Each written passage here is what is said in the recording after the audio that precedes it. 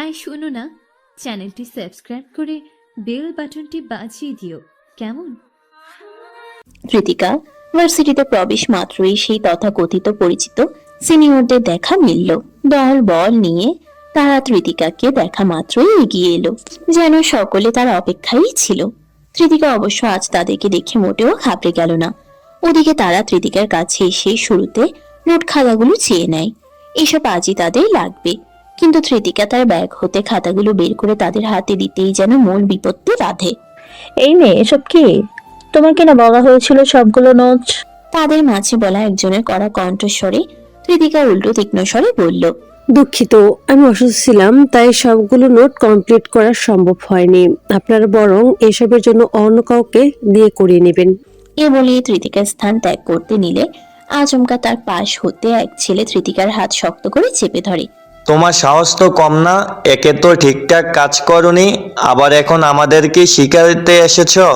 আমরা কি করব আর না করব? কৃতিকার হাত ধরায় সে বেশ ক্ষিপ্ত হলো।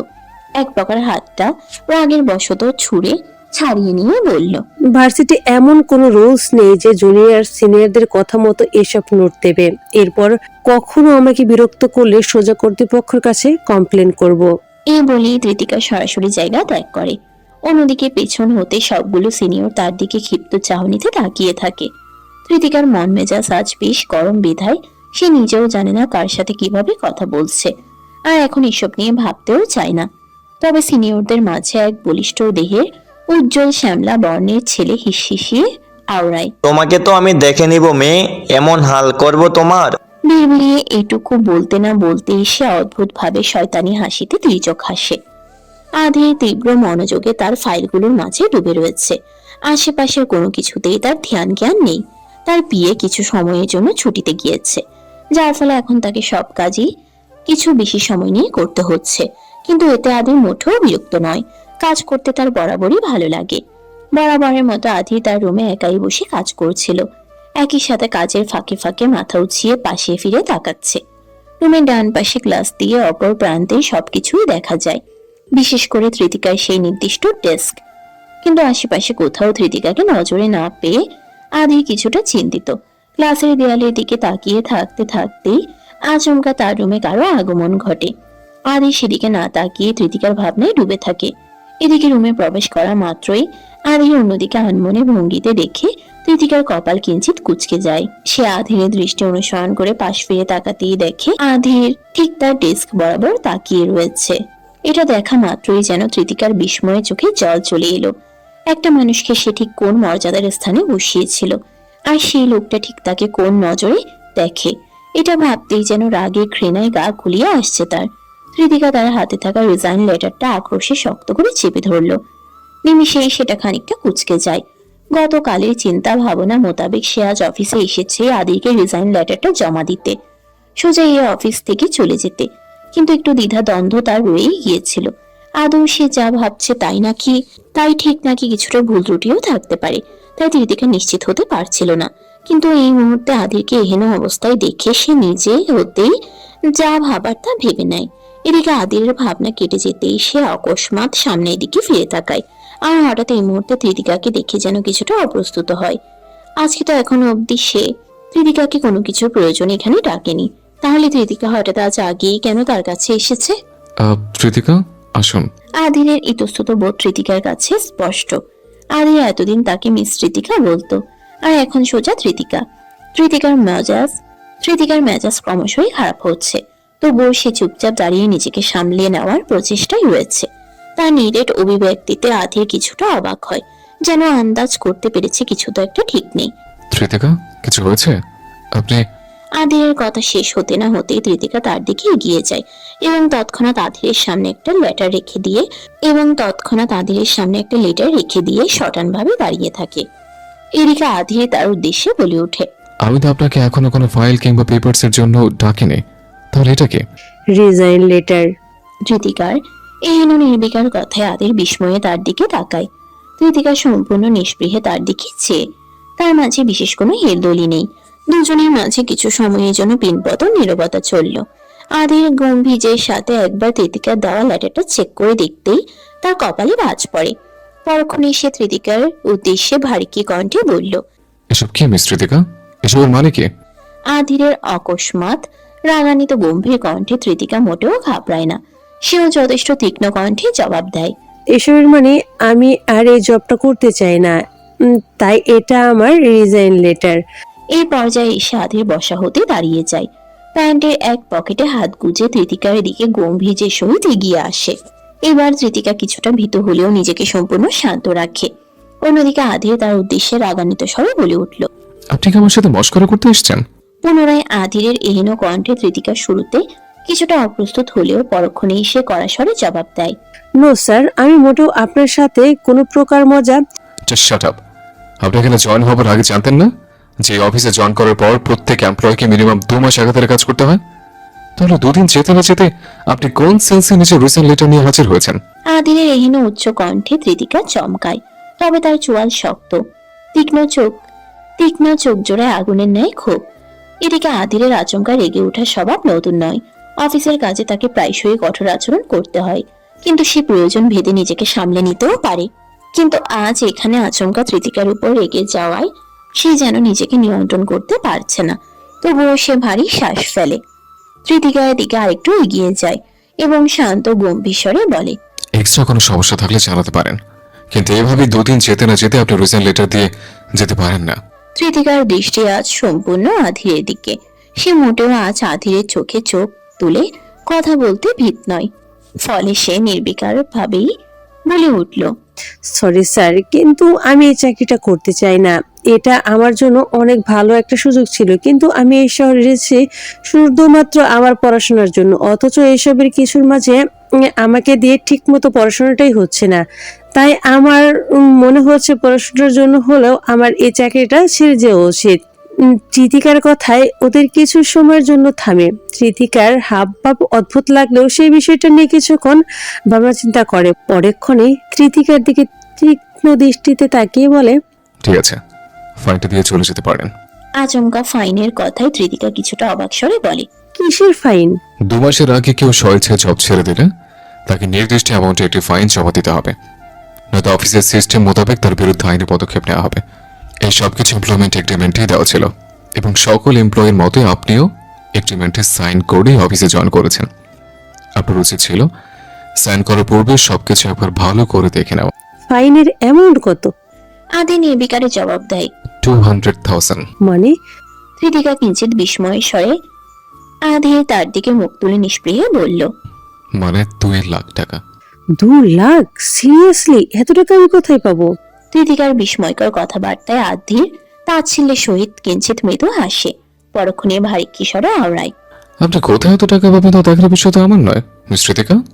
পুরো অ্যামাউন্ট অফিসে জমা না করলে আপনার ব্যাপারে লিগ্যাল অ্যাকশন নেওয়া হবে, এতে আপনার জেলও হতে পারে। আদিরের কথা বলার ধরন ত্রিতিকার কাছে অতিরঞ্জিত ঠেকলেও অদ্ভুত এক ভয় কাজ করছে নিজের মাঝে। এদিকে বুঝতেও পারছে না তার আদতে কি বলা উচিত। এদিকে আদির পুনরায় বলে। আপনার জন্য একটা অপশন রয়েছে, চাইলে কাজ লাগাতে পারেন। কেমন অপশন? যেহেতু আপনি পড়াশোনার জন্য জব ছাড়তে চাইছেন, সেক্ষেত্রে আপনার টাইমিংটা খানিক পরিবর্তন করা যেতে পারে, কিংবা আপনি চাইলে আরো কম সময়। আদিরের কথা শেষ হয় না, বরং বরং তার পূর্বেই ত্রিতিকা বলে ওঠে। প্রয়োজন নেই, আমি সব টাকার ব্যবস্থা করে নেব। আমি এখন আসছি। এই বলেই ত্রিতিকা সরাসরি কেবিন থেকে বেরিয়ে যায়। এদিকে আধিরও চুপচাপ তার যাওয়ার পানে এক দৃষ্টিতে চেয়ে থাকে, একই সাথে ঠান্ডা স্বরে আওড়ায়। জানতাম এর মাঝে নিশ্চিত অন্য কোনো ঘটনা রয়েছে। আদিরের সামান্য কিছু কাজ ছিল বিধায় সে চৌধুরী ম্যানশনে আজ আর সঠিক সময়ে পৌঁছাতে পারল না। যদিও সেখানে যাওয়ার তার বিশেষ কোনো আগ্রহ নেই, কিন্তু ত্রিতিকা সেখানেই আজকে পড়ায়, আর এই সুযোগে সে ত্রিতিকার দেখা পাবে। সে সুযোগ আপাতত সে হাতছাড়া করতে চায় না। প্রায় অনেকটা সন্ধ্যা হয়ে এসেছে। আদিরের দেরি হলো বিধায় সে খানিকটা বিরক্ত। না জানে ত্রিতিকা আজ পড়িয়ে তার বাড়ির উদ্দেশ্যে রওনা দিয়েছে কিনা। হাতে সময়ও তো বেশি নেই। আদির গাড়ি ড্রাইভ করতে করতে ভারী শ্বাস ফেলে চৌধুরী ম্যানশনে ফোন করে, আর শুরুতেই ইয়াসের কণ্ঠ শুনতে পায়। কিন্তু এতে সে খুশি না হয়ে যেন হতাশ হয়, কেননা ইয়াস এই মুহূর্তে তার সাথে কথা বলছে মানে আজ ত্রিতিকার পড়ানো শেষ। এছাড়া সে আদৌ চৌধুরী ম্যানশনে রয়েছে নাকি চলে গিয়েছে এতেও সে অনিশ্চিত। হে মামু, তুমি কথা বলছো না কেন? ইয়াসের কথায় আধিরের ধ্যান ভাঙে। সে কিঞ্চিত মুচকি হেসে আওড়ায়। বাড়ি কেমন আছো তুমি? আজ তোমার মিস ভালো মতো তোমাকে পড়িয়েছে তো? আদিরের প্রশ্নে ইয়াশ খানিকটা গম্ভীর স্বরে দ্বিধা নিয়েই বলে, এই মিস তোতোকা, সে তো আজ আসেনি। মাম্মাম ফোন করলে সে বলেছে আমাকে আর তিনি পড়াতে আসবে না। জানো বাড়ি, আমার না অনেক খারাপ লাগছে। ওই মিস তোতোকা এমন কেন করলো? আমি নাকি অনেক পচা, কিন্তু আমি তো মিস তোতোকার সাথে একটুও দুষ্টুমি করিনি। ইয়াশের কথায় আদিরের কপালে ভাঁজ পড়ে, মনে মনে নিরেট ভাবে আওড়ায়। তার মানে উনি আজ ইয়াশকেও পড়াতে যায়নি। আমার সাহস কত বড়! অফিস ছেড়েছে। তিনি কোন চাউচে এই মুহূর্তে ইয়াশের টিউশনে ছাড়লো? How dare she do that? মনে মনে রেগে ক্ষিপ্ত হলেও আধি ইয়াশের সাথে স্বাভাবিক স্বরে আর দুটো কথা বলে কল কেটে দেয়। তবে তার মুখশ্রী হতে গম্ভীর্যের ছাপ সরে না। আদি তৎক্ষণাৎ কি যেন ভেবে গাড়ি ঘুরিয়ে রাস্তা পাল্টে। না, এখন সে আর চৌধুরী ম্যানশন যাচ্ছে না, এবার যাবে সোজা তৃতিকার আবাসে। আদির প্রচন্ড দ্রুত গতিতে গাড়ি চালাতে চালাতেই নানান বিষয়ে ভাবতে শুরু করে এবং তার ভাবনা চিন্তার শেষ প্রান্তে সে কিঞ্চিত পাকা হেসে আওড়ায়। মিসেস তেতকা রায়ান চৌধুরী, এই মুহূর্তে আপনাকে সাহায্য না করলে আপনি ঠিক হবেন না। অপেক্ষা করুন, আমি আসছি। আজ অফিস হতে তৃতিকা আগেই বেরিয়ে এসেছে। সময়টা তখন ঠিক বিকেল। ইয়াশকে পড়াতে না গিয়ে সে পাশে এক বাচ্চাদের পার্কে গিয়ে বসেছিল। প্রায় আধ ঘন্টা সেখানে অতিবাহিত করার পর সে বিরক্ত হয়ে স্থান ত্যাগ করে। কিছুই ভালো লাগছে না। ততক্ষণে সে ইয়াশকে পড়ানোর জন্য মানাও করে দিয়েছে, কিন্তু এবার সে কি করবে? জীবন আগে যেমন অগোছালো ছিল, এখন ঠিকই সেরকমই হলো। কৃতিকা রাস্তার এক পাশ দিয়ে আনমনে হেঁটে চলেছে। ভাবছে নতুন একটা টিউশনির খোঁজ করতে হবে, আর সেটা খুব দ্রুতই। কিন্তু মাথার ভেতর হতে ইয়াসের চিন্তাটা বের হচ্ছে না। ছেলেটার সামনে পরীক্ষা, অথচ দুদিন যেতে না যেতে সে টিউশনিটা এভাবে ছেড়ে দিল। কিন্তু এমনটা না করেও তো উপায় ছিল না। তার জন্য যদি ইয়াসের পরিবারে অশান্তি হয়, এমনটা সে কোনোদিনও চাইবে না। কৃতিকার আনমনে হেঁটে চলার মাঝেই আচমকা কেউ একজন তাকে পিছন হতে এসে ঝাপটে জড়িয়ে ধরে বলে। আচমকা এহেন ঘটনায় তৃতিকা চমকে ওঠে, কিন্তু পরক্ষণেই সে নিজেকে সামলে নিয়ে পাশে ফিরতেই দেখে সিমরান দাঁড়িয়ে। সেই সিমরান যাকে সেই নতুন শহরে কিছু সময়ের মাঝেই অপ্রত্যাশিত এক বন্ধু হিসেবে পেয়েছিল। সিমরান এই পথেই নিজের গন্তব্যে যাচ্ছিল, আর ঠিক সেই সময় তৃতিকার ন্যায় কাউকে নজরে পড়তে এসে ধরে নেয় এটাই তৃতিকা। সিমরানের হাসি খুশি মুখ দেখে তৃতিকারও মন ভালো হয়ে যায়। দুজনের এতদিন পর একে অপরকে দেখে বেশ আনন্দিত। ফোন নাম্বার থাকলেও সময় ব্যস্ততার জন্য এই মাঝে আর দুজনের কথা হয়নি। তবে এই মুহূর্তে হঠাৎ একে অপরকে পেয়ে তাদের যেন কথার ঝুলি খুলে গেল। এরপর দুজনে মিলে পুনরায় সে পার্কে গিয়ে কিছুক্ষণ আড্ডা দেওয়ার পর রাস্তায় দাঁড়িয়ে ফুচকা সহ খাওয়া দাওয়া গল্প করেই নিজেদের বাড়ি ফেরে। এর মাঝে তৃতিকা তাকে তার সমস্যাগুলো নিয়ে সবটুকু না জানালেও একটা টিউশনির ব্যবস্থা করে দিতে বলে, আর সিমরানও তৃতিকার পরিস্থিতি দেখে সাহায্য করতে রাজি হয়। কিন্তু আচমকা চাকরি ছেড়ে দেওয়া কিংবা আধিরের বিষয় নিয়ে তার মাঝে চলা মনস্তাপ সম্পর্কে কিছুই জানায় না, যেন বিষয়টা গোপনে রাখাই উত্তম। শুধু শুধু তার জন্য কারো বদনাম করার কি প্রয়োজন? সে দূরে সরে এসেছে, এটাই তো যথেষ্ট। এসব ভাবতে ভাবতে তৃতিকা বাড়ি চলে আসে। আজ ঠিক সন্ধ্যার মাঝামাঝি সময়ে বাড়ি পৌঁছেছে, কিন্তু বাড়িতে রান্না করা নেই। রাতে কিছু খেতে হলে এখন থেকেই প্রস্তুতি শুরু করতে হবে। কৃতিকা তার এই ভাবনায় দীর্ঘশ্বাস ফেলে নিচের তলার বাড়িওয়ালাদের বাড়িতে যায়। তার আসিফ ভাই যেদিন এসেছিল সেদিন কিছু বাজার সদাই নাকি এই বাড়ির ফ্রিজে রেখে গিয়েছে। শাকসবজি তো প্রায় শেষ, আজ না হয় একটু মাছ মাংসই রান্না করা হোক। সন্ধ্যার আবহে এই জায়গার সর্বত্র এখন ঘন কালো ঘুটঘুটে অন্ধকারে পরিণত হয়েছে। এই একলা ভাবে অন্ধকার সিঁড়ির নিচে দাঁড়িয়ে থাকতে অদ্ভুত গা ছমছমে শিহরণে তৃতিকার অন্তরাল বারংবার ভয়ে ভীতু হচ্ছে। আচমকা ভয় কেন লাগছে তা তৃতিকা ঠিক বুঝতে পারল না। বিষয়টিকে সে নিজের বাড়াবাড়ি হিসেবে গণ্য করলো। তৃতিকা নিজেকে স্বাভাবিক রেখে বাড়িওয়ালাদের গেটে নক করে, কিন্তু ভেতর হতে কারো কোনো সারা শব্দ মেলে না।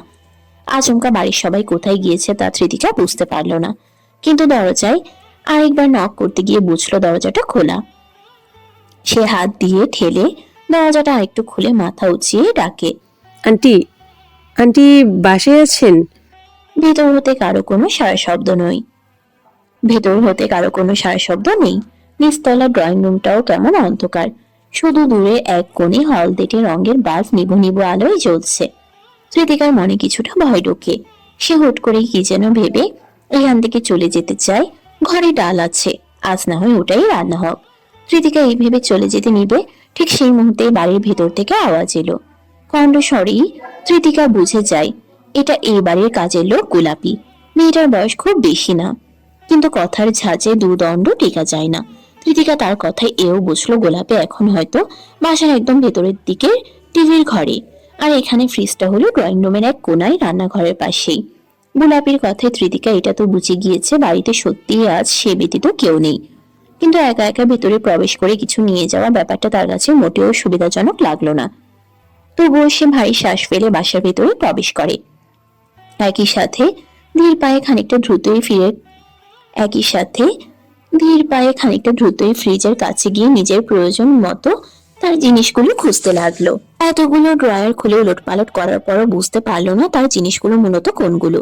কৃতিকা বাধ্য হয়েই জোর গলায় বলে, গোলাপি আপা, সেদিন আমার ভাইয়ের বাড়িতে ফ্রিজে কিছু জিনিস রেখে গিয়েছে, আমার জিনিসগুলো কোনগুলো? কৃতিকার কথায় মেয়েটি ভেতর হতে ঝাঁঝালো স্বরে বলে ওঠে। গোলাপের এহেনা কথায় কৃতিকা ভারী শ্বাস ফেলে। অবশ্য এই মুহূর্তে তাকে না ডাকাই উত্তম, বাড়িতে কেউ নেই, এটাই তো তার একমাত্র সুযোগ। নয়তো এমন সন্ধ্যাবেলায় বসে বসে টিভিতে সিরিয়াল দেখার মতো সৌভাগ্য গোলাপের সহজে হয় না। কৃতিকা ফ্রিজের 2 নম্বর ড্রয়ার খুঁজে দেখে একটা বড়সড় পলিথিন ব্যাগে অনেকগুলো মাছ মাংস ভাগ ভাগ করে রাখা। সাথে এও খেয়াল করলো ব্যাগটা খুলে এখান হতে কিছু জিনিসও সরানো হয়েছে। কৃতিকার আর বুঝতে বাকি রইল না বাড়িওয়ালা তার জিনিস নিজের মতো করে সরিয়ে নিয়েছে। কিন্তু এই নিয়ে সামান্য কথা বললে বাড়িওয়ালা হয়তো বিশাল এক নাটক করে তাকেই শেষমেশ বলবে বাড়ি ছেড়ে চলে যেতে।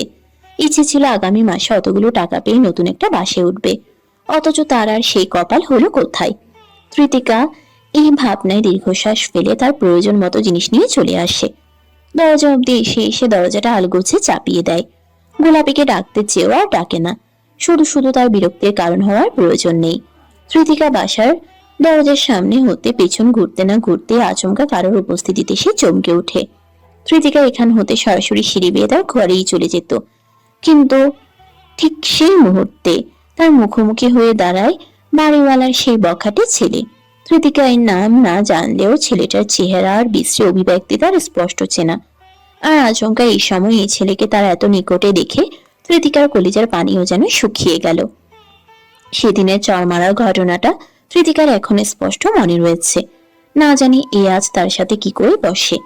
মনের মাঝে চলতে থাকা নানান ভয়ের মাঝেই ছেলেটি তার 32 পাটি দাঁত বের করে বিশ্রী হাসিতে নিঃশব্দে মেতে উঠল।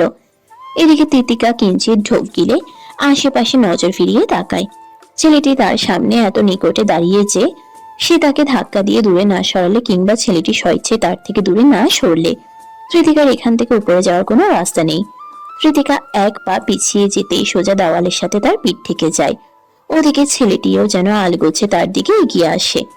সর্বগায়ের ভঙ্গিটাই যেন কেমন বিদঘুটে ধরনের। কোনো মানুষ কেন এমন বৈশিষ্ট্যের হবে তা কৃতিকার ধারণাই নেই। কৃতিকা মনে মনে ভীত হলেও ছেলেটির উদ্দেশ্যে কড়া স্বরে আওড়ায়, আমাকে সাইড দেন, আমি আমার ঘরে যাব। কৃতিকার কথা শুনে ছেলেটি ফিক করে হেসে দিয়ে বলে, তোমার ঘরে তো তুমি প্রতিদিনই যাও, আজ না হয় আমার ঘরে আসো বেবি। বাড়িতে আজ গোলাপি ছাড়া কেউ নেই, সবাই আত্মীয়দের বাড়িতে গিয়েছে। 2 দিনের আগে তো ফিরবে না। আর এই 2 দিনে তুমি যদি চাও তুমি আমার সাথেই আমার রুমে আমার খাটেই একসাথে থাকতে পারো। ছেলেটির এহেন কথাবার্তা শুনে কৃতিকার চোখ মুখ শক্ত হয়। চোখের কোণে এক চিলতে পানি চকচক করলেও সে দৃঢ় গলায় বলে, অসভ্য লোক, কেউ কেউ এতটা জঘন্য হতে পারে। কৃতিকার রাগান্বিত কণ্ঠস্বরে ছেলেটি আবারও হেসে বলল, অসভ্য বলছো? আচ্ছা ঠিক আছে বলো, কিন্তু এটাও জেনে রাখো তুমি আমার কাছে এক রাত থাকলেই আমি তোমার সব দুঃখ সরিয়ে দেব। তোমার তো অনেক দুঃখ, তাই না? একটা মেয়ে সারাদিন বাইরে থেকে কত কষ্টই না করো। ছেলেটির বারবার এমন থেমে থেমে বিশ্রী ভঙ্গিতে বলা কথাগুলো শুনে কৃতিকার আর এখানে দুদণ্ড থাকার ইচ্ছে হলো না। সে আক্রোশে কিছু করে বসবে, ঠিক ততক্ষণে আবার ছেলেটি কৃতিকের গালের এক পাশে আচমকা হাত ছুঁয়ে দেয়। নিমিষেই কৃতিকা বিস্ময়ে কেঁপে ওঠে। ঘটনাটা এত দ্রুত ঘটে যে সে কিছু বুঝেই উঠতে পারে না। অথচ এহেন কাণ্ডের পর আকস্মিক ভাবে তার হাত থেকে মাংসের ব্যাগটা নিচে পড়ে যায়। ছেলেটা মৃদু হেসে নিচে নজর ফেলে সেটিকে এক পলক দেখে পরক্ষণে ধৃতিকার দিকে তাকিয়ে বলে, সময় যত যাবে রাত তত গভীর হবে, এরপর সকাল। তাই বলছি সময় নষ্ট না করে এখনই চলে এসো আমার সাথে। আর যাই কিছু হয়ে যাক, কেউ কোনোদিনও এই ঘটনা সম্পর্কে জানবে না। গোলাপির মুখ রাখার দায়িত্ব না হয় আমাকেই দাও। ছেলেটির কথা শেষ হতে না হতেই ধৃতিকা তার তীব্র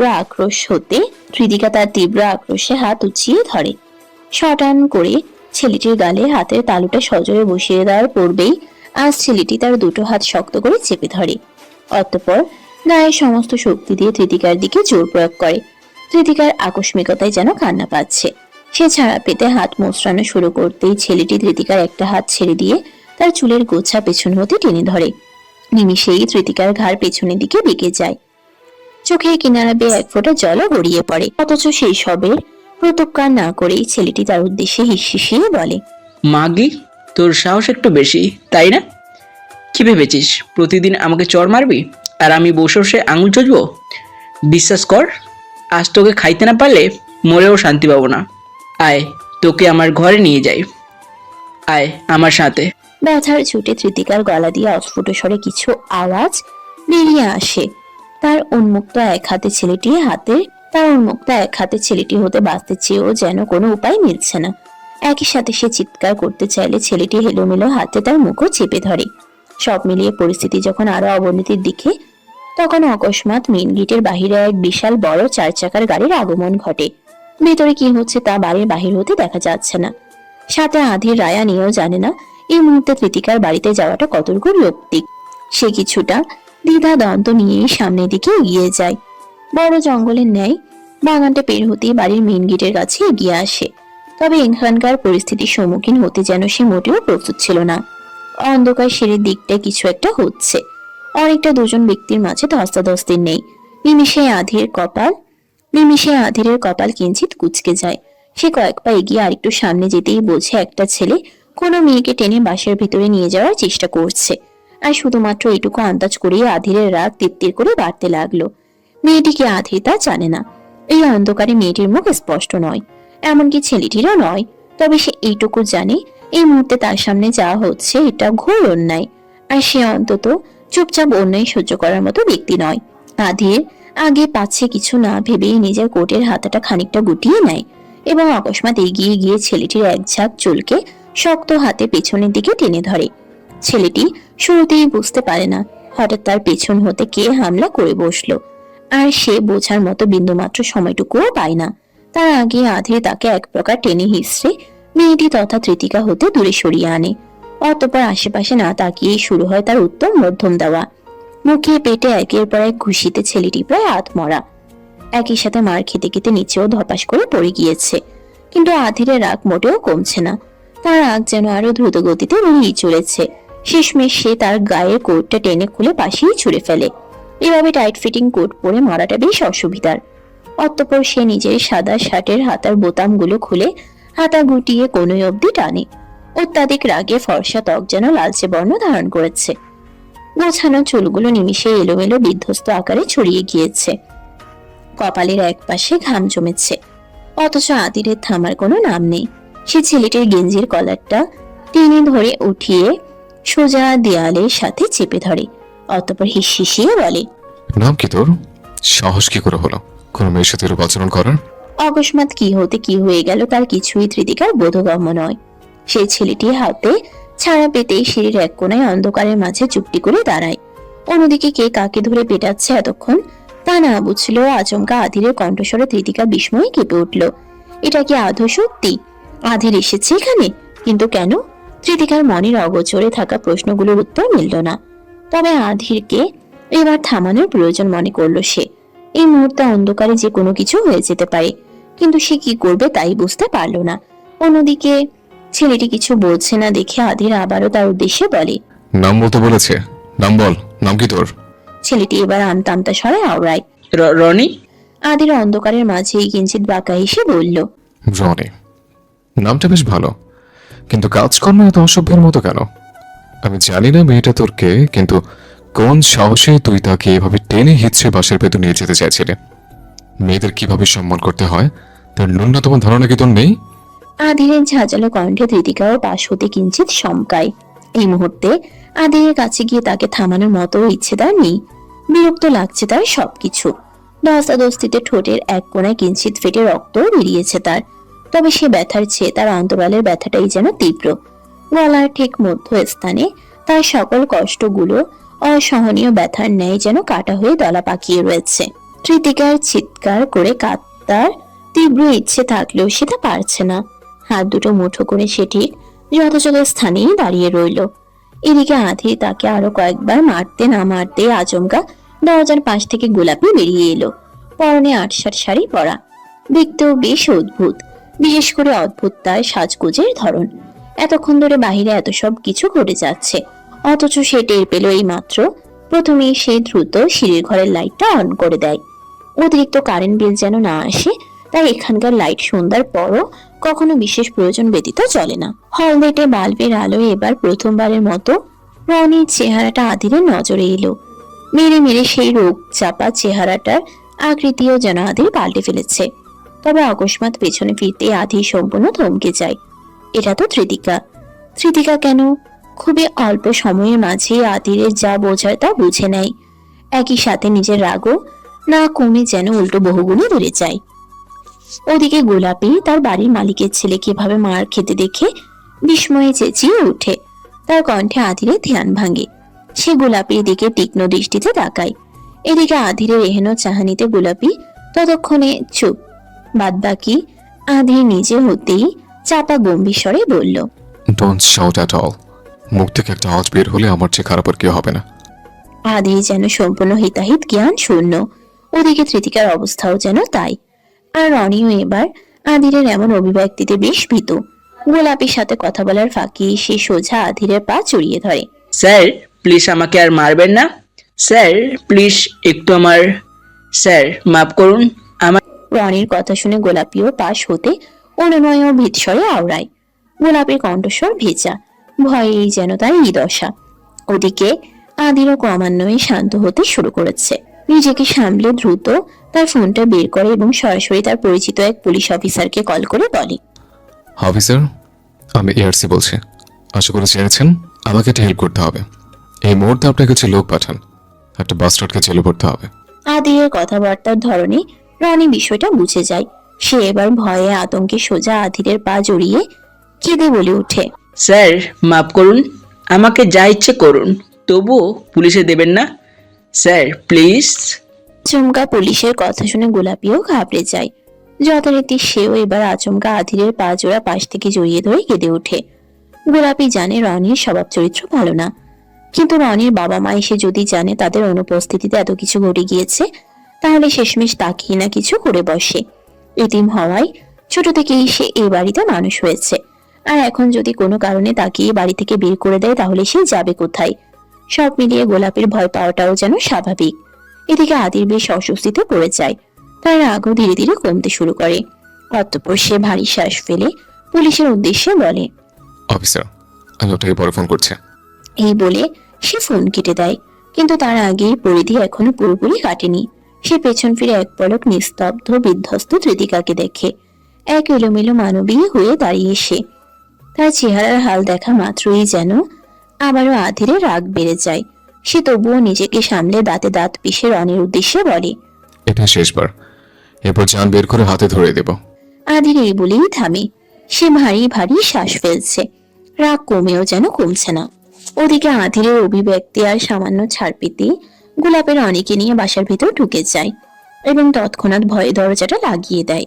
এদিকে খানিকটা সময় নিয়ে আধি নিজেকে স্থির করে। পরক্ষণে সে পেছনে ফিরে তাকায়। এখানে ধৃতিকার উপস্থিতি ছিল আধিরের জন্য সবচেয়ে বেশি অপ্রত্যাশিত। সে কখনোই ভাবতে পারেনি রনির সাথে যে মেয়েটার ধস্তাধস্তি চলছে সে আদতে ধৃতিকা। আধির ভারী শ্বাস ফেলে ধৃতিকার দিকে এগিয়ে যায়। ধৃতিকার অভিব্যক্তি ঠিক স্পষ্ট নয়। ঠিক ঝড় আসার এক মুহূর্তে নেই সে স্তব্ধ। এদিকে ধৃতিকার প্রতি আধির রাগটাও যেন কম নয়। সে ভারী কিশোরে ধৃতিকার উদ্দেশ্যে বলে, এসব কি ধৃতিকা? এই মুহূর্তে সব কি হচ্ছিল? এই ছেলেটা আপনার কিছু হয়? ধৃতিকা কিছু না বলে আধিরের দিকে নিষ্পলক চাহনিতে তাকায়। আধির তার বিধ্বস্ত চেহারায় কিঞ্চিত চমকে ওঠে। এই প্রথম সে তৃতিকাকে এহেন অবস্থায় দেখছে। তবে ঠোঁটের কিনারায় সামান্য কাটা দেখে তার রাগও যেন পুনরায় চারা দিয়ে ওঠে। আদির চোয়াল শক্ত করে তৃতিকার দিকে তাকিয়ে, অন্যদিকে তৃতিকাও কিছু না বলে সিক্ত নয়নে তীক্ষ্ণ দৃষ্টিতে আদিকে দেখছে। তৃতিকা কিছু বলছে না দেখে আদির খানিকটা বিরক্ত হয়। সে বিরক্ত নিয়ে পুনরায় চাপা গম্ভীর স্বরে বলে, কৃতিকা, আমি কিছু বলছি আপনাকে। কি হয়েছে আপনার? এমন অদ্ভুত বিহেভ কেন করছেন? এমন পরিস্থিতিতে আদিরের রাগ দেখানোটা আদৌ যৌক্তিক না হলেও তৃতিকাও যেন বেশ ক্ষিপ্ত স্বরে বলল। কেন এসেছেন এখানে? তৃতিকার অভিব্যক্তিতে আদিরের কপালে ভাঁজ পড়ে। সে আবারও চাপা স্বরে বলে, কেন এসছি মানে? আগে এটা বলুন। এই ছেলের সাথে আপনার... কেন বলবো আমি? আপনি আমার কি হন শুনি? আমাকে বিপদ থেকে রক্ষা করেছেন, এজন্য অনেক অনেক শুকরিয়া। কিন্তু আমার ব্যক্তিগত ব্যাপারে মোটেও নাক গলাবেন না। এবার আমাকে রেহাই দিন। তৃতিকা এই বলতে না বলতেই তার চোখ বেয়ে দুফোঁটা জল গড়িয়ে পড়ে। সে কোনো মতে তা আড়াল করে দ্রুত আদিরকে পাশ কাটিয়ে চলে যায়। আচমকা তৃতিকার এমন আচরণ সত্যি আদিরের কাছে বেশ আশ্চর্যজনক। আদিরের মাঝে এখন রাগ, খুব বিস্ময়ে গড়া এক মিশ্র অনুভূতি চলছে। তবে তৃতিকার সিঁড়ি বেয়ে ওঠা দেখে সে তৎক্ষণাৎ তার পেছন পেছন এগিয়ে যায়। মিস কৃতিকা, দাঁড়ান বলছে। আদিরের শাসানো কণ্ঠস্বরে তৃতিকা থামে না। তার চোখ বেয়ে অনর্গল পানি ঝরছে। সে কোনো মতে তার হাতের পিঠ দিয়ে মুছে নিয়ে ছুটে নিজের ঘরে দরজা খোলে। সরাসরি ভেতরে প্রবেশ করেই সে দরজাটা লাগিয়ে দিতে উদ্বিগ্ন হয়। আর ঠিক তৎক্ষণাৎ আদির দরজার কপাট দু হাতে ঠেকিয়ে ধরে। কৃতিকা নিজের সর্বশক্তি প্রয়োগ করেও সম্পূর্ণভাবে দরজা লাগাতে ব্যর্থ হয়। অন্যদিকে আদিরও তার সর্বোচ্চ জোর দিয়ে দরজার কপাটগুলো শক্ত হাতে ধরে থাকে। কি সমস্যা কি আপনার? এসব কোন ধরনের অসভ্যতা? আদিরের কথা শুনে তৃতিকাও চাপা স্বরে বলে ওঠে, অসভ্যতা আমি নই, আপনি করছেন। চলে যান এখান থেকে। আমি এখানে থাকতে আসিনি মিস কৃতিকা। আমার আপনার সাথে কিছু প্রয়োজনীয় কথা বলার আছে। কিন্তু আমার আপনার সাথে কোনো কথা বলার নেই। দুজনের এমন ঋষাঋষি আর দ্বন্দ্বের মাঝে তৃতিকা জোর খাটিয়ে দরজা বন্ধ করতে নিলে আদির এবার অসহ্য হয়ে এক প্রকার দরজায় ধাক্কা দিয়ে তৃতিকাকে দূরে সরায়। তৃতিকা নিজেকে সামলে নেওয়ার আগে আদির ঘরের ভেতরে প্রবেশ করে তৎক্ষণাৎ দরজা লাগিয়ে দেয় এবং এক মুহূর্তও দেরি না করে আক্রোশে সরাসরি তৃতিকার হাত দুটো শক্ত করে চেপে ধরে। উল্টো তৃতিকাকেই দরজার গায়ে ঠেকিয়ে সে তৃতিকার দু হাত শক্ত করে দরজার দেয়ালে চেপে ধরে হিসহিসিয়ে আওড়ায়। আমাকে আরেকবার নিজের তেজ দেখাতে এলে সোজা মেরে ফেলবো। I will never tolerate anyone try to dominate me. আদির হুমকিতে তৃতিকা মোটেও ভীত হয় না। তার রাগও যেন ক্রমশই বেড়ে চলেছে। আদিরের এমন আচরণ সে কোনোদিনও প্রত্যাশা করেনি। অথচ তার মনের মাঝে যে সন্দেহগুলো ঘুরপাক খাচ্ছিল তা যেন আদিরের প্রতিটি কার্যক্রমে নিমিষেই সঠিক বলে নিশ্চিত হচ্ছে। আদিরের কথার প্রতি উত্তরে তৃতিকাও জোর গলায় বলে, কেন এরকম করছেন? কি চাই আপনার? আদির কিছু সময়ের জন্য তৃতিকার জ্বলন্ত আগুনের ন্যায় চোখ জোড়ার দিকে তাকিয়ে থাকে। তৃতিকার ঠোঁটের কোনায় কিঞ্চিত রক্তের ফোঁটা যেন অজান্তেই তার অন্তরালকে তোলপাল করে তুলছে। ভেজা সিক্ত মুখশ্রীতে আদিরের সর্বস্ব এখন বিমোহিত। আদির এহেন পরিস্থিতিতেও তৃতিকার সবকিছু খুঁটিয়ে দেখতে দেখতেই কিঞ্চিত ঢোক গেলে পরক্ষণেই কিছুটা সময় নিয়ে নির্বিকারে বলে ওঠে, আপনাকে? আদিরের অভিব্যক্তিতে তৃতিকার কপাল কিঞ্চিত কুঁচকে যায়। সে বিস্ময়ে আধিরের দিকে নিষ্পলক চাহনিতে তাকিয়ে থাকে। এদিকে আধিরের যেন কথাটা বলার পর হুঁশ ফেরে। সেও অনেকটা ইতস্তত হয়েও দ্রুত নিজেকে সামলে নিয়ে তৃতিকার উদ্দেশ্যে বলল, আপনি আমাদের অফিসে চাই। আধির এটুকুই বলেই থামে। তার কথাটা গোছানো হলো না। এদিকে তৃতিকার কপাল আরো বেশি কুঁচকে যায়। সে কিছু একটা বলতে নেবে তার পূর্বে আধির তাকে ছেড়ে দেয়। খানিকটা সময় পাশে ফিরে নিজের স্থির রাখে। তবে তার পর মুহূর্তেই সেই রাগান্বিত গম্ভীর অভিব্যক্তিতেই তৃতিকার উদ্দেশ্যে বলে, আজ অফিস থেকে কাউকে না বলে বেরিয়ে গেছেন, ভালো কথা। কিন্তু ইয়াশকে পড়াতে চাননি কেন? আধিরের কড়া স্বরে তৃতিকা নিজেকে তটস্থ করে। এবার সেও খানিকটা ঝাঁঝালো কণ্ঠে বলল, কারণটা তো আমি ঈশানী আপুকে ফোন করে জানিয়ে দিয়েছি, তাই আপনাকে আলাদাভাবে বলার আর কোনো প্রয়োজন মনে করছি না। আমি ইয়াশের গার্ডিয়ান, তাই। জি, আমি জানি আপনি ইয়াশের গার্ডিয়ান, কিন্তু তাই বলে আমি নিশ্চয়ই এখন ইয়াশের 14 গোষ্ঠীকে খুঁজে জানাতে যাব না যে আমি কেন তাকে পড়াতে পারবো না। তৃতিকার কথাবার্তাগুলো আধিরের কাছে বেশ অভদ্রের মতো লাগলো। এটা যেন তার দেখা নতুন এক তৃতিকা। কিন্তু তৃতিকার এত রাগের বিষয়টাও সে ঠিক বুঝতে পারছে না। তবুও সে নীরের স্বরেই বলল, ইয়াসের সামনে মাসে পরীক্ষা, আপনি যখন তাকে দুদিন পড়াতে না পড়াতে ছেড়ে দেবেন, তো একবারই কেন ওকে পড়ানোর ডিসিশন নিয়েছিলেন? কৃতিকা আধিরের রাগের বিষয়টা বুঝে, ফলাফল স্বরূপ সে কিছুটা শান্ত হয়ে আওড়ায়। এর জন্য সরি, কিন্তু আমার মনে হয় আগে আমার নিজের পড়াশোনাতে ধ্যান দেওয়া উচিত। আপনি একটু বেশি স্বার্থপরের মতো চিন্তা করছেন না? তার চেয়ে বড় কথা, টিচার হতে যাওয়া মানুষ এত ইউজলেস হয় কি করে? বাকিদের কথা জানি না, কিন্তু আমি এমনই। আধির কৃতিকার অভিব্যক্তিতে গম্ভীর্যের সহিত তীক্ষ্ণ দৃষ্টিতে তার দিকে তাকায়। এতে কৃতিকার মাঝে বিশেষ কোনো প্রতিক্রিয়া ঘটে না। সে নিজেও যেন আধিরকে প্রতিরোধ করতে সর্বোচ্চ দিয়ে তৈরি হচ্ছে। এদিকে আধির পুনরায় তার দিকে এগিয়ে আসে, ঠোঁট চেপে নিজের রাগকে নিয়ন্ত্রণ করে।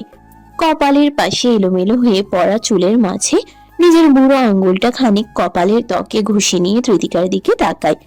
কিঞ্চিত ঘাড় বাঁকিয়ে পুনরায় ভারিক্কি স্বরে বলে, আপনার সমস্যাটা কি স্পষ্ট করে বলতে পারবেন? আপনি?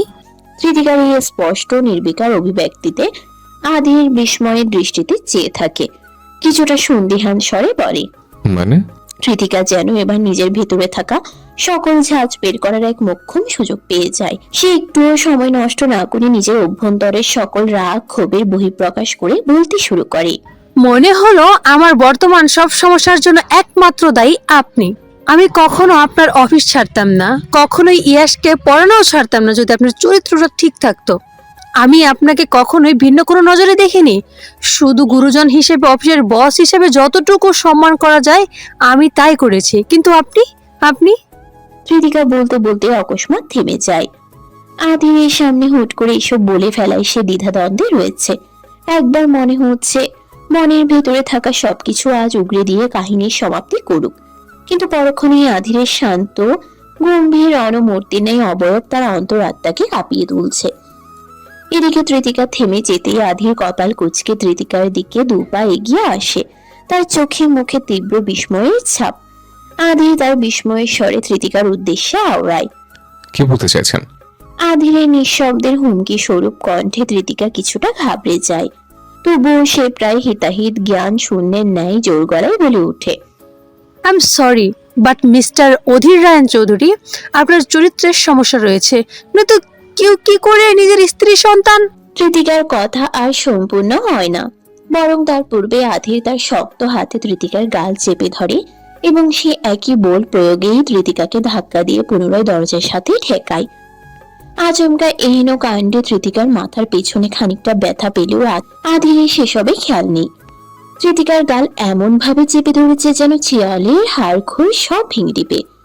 তৃতিকা ব্যথার চোটে অস্ফুট স্বরে গোঙানি ন্যায় আওয়াজ করে, চোখ বেয়ে দুফোঁটা জল গড়িয়ে পড়ে নিমিষেই। ঠোঁটের কোনায় কেটে যাওয়া অংশ হতে অত্যাধিক চাপ প্রয়োগে এবার নিমিষেই রক্ত গড়িয়ে পড়ে। Mind your language. সাহস কি করে হয় আমার চরিত্র নিয়ে কথা বলার? আমার ক্যারেক্টার সার্টিফিকেট দেওয়ার আপনি কে? আমাকে চেনেন আপনি? আমার পরিচয় সম্পর্কে আপনার কোনো ধারণা আছে? কতটুকু চেনেন আপনি আমায়? আধিরের ফর্সা কপালে রগ লাল হয়ে ফুলে উঠেছে, চোয়াল যেন পাথরের ন্যায় শক্ত। ওদিকে তৃতিকার গাল চেপে রাখা অবস্থাতেও সে চাপা স্বরে আওড়ায়, চেনার তো বিশেষ কোনো প্রয়োজন দেখছি না, আপনারা সব পুরুষরা একই রকম। কেউ শুধু ওই রনির মতো ভেতর বাহিরে সব দিক হতে নিজের খারাপ সজ্জিত রাখে, আর কেউ আপনার মতো ভদ্রতার পোশাকের আড়ালে নিজের দুশ্চরিত্রতাকে লুকিয়ে রাখে। আধিরের মেজাজ এবার নিমিষে আরো বেশি বিগড়ে গেল। সে তৃতিকার গালটা আরো শক্ত করে এক হাতে চেপে ধরে, তার অন্য হাতটা তৃতিকার বাহুতে শক্ত করে চেপে রাখা। আধির তার অত্যাধিক রাগের দরুন নিজের সর্বশক্তি দিয়ে বল প্রয়োগ করে। শেষমেশ এই বাস্টারটার সাথে আমার তুলনা করলে জাস্ট। আধির নিজের কথা সম্পূর্ণ করে না। অত্যাধিক রাগে সে এখন হিতাহিত জ্ঞান শূন্য, কখন কি করে ফেলে নিজেও জানবে না। ওদিকে তৃতিকার দিকে নজর পড়তেই সে নিজেকে শান্ত রাখার চেষ্টা করে। তৃতিকার ঠোঁটের এক কোণা হতে অনেকটা রক্ত বেরিয়ে গিয়েছে। আধির পুনরায় নিজের ধ্যান হতে বিঘ্নিত হয়। আবেশে তৃতিকার গাল হতে নিজের বল প্রয়োগ সম্পূর্ণ কমিয়ে দেয়। শিথিল হয় তার হাতের বাঁধন। আধির আলতো ভাবে তৃতিকার ঠোঁটের পাশে নিজের বুড়ো আঙ্গুল দিয়ে রক্ত মুছে দিতে উদ্বিগ্ন হয়, তবে তার এই ইচ্ছেটা পূরণ হতে নিয়েও হয় না। তৃতিকা নিজেকে ছাড়া পেতেই আগ-পাজ কিছু না ভেবে সহসাই আধিরকে ধাক্কা দিয়ে দূরে সরিয়ে দেয়।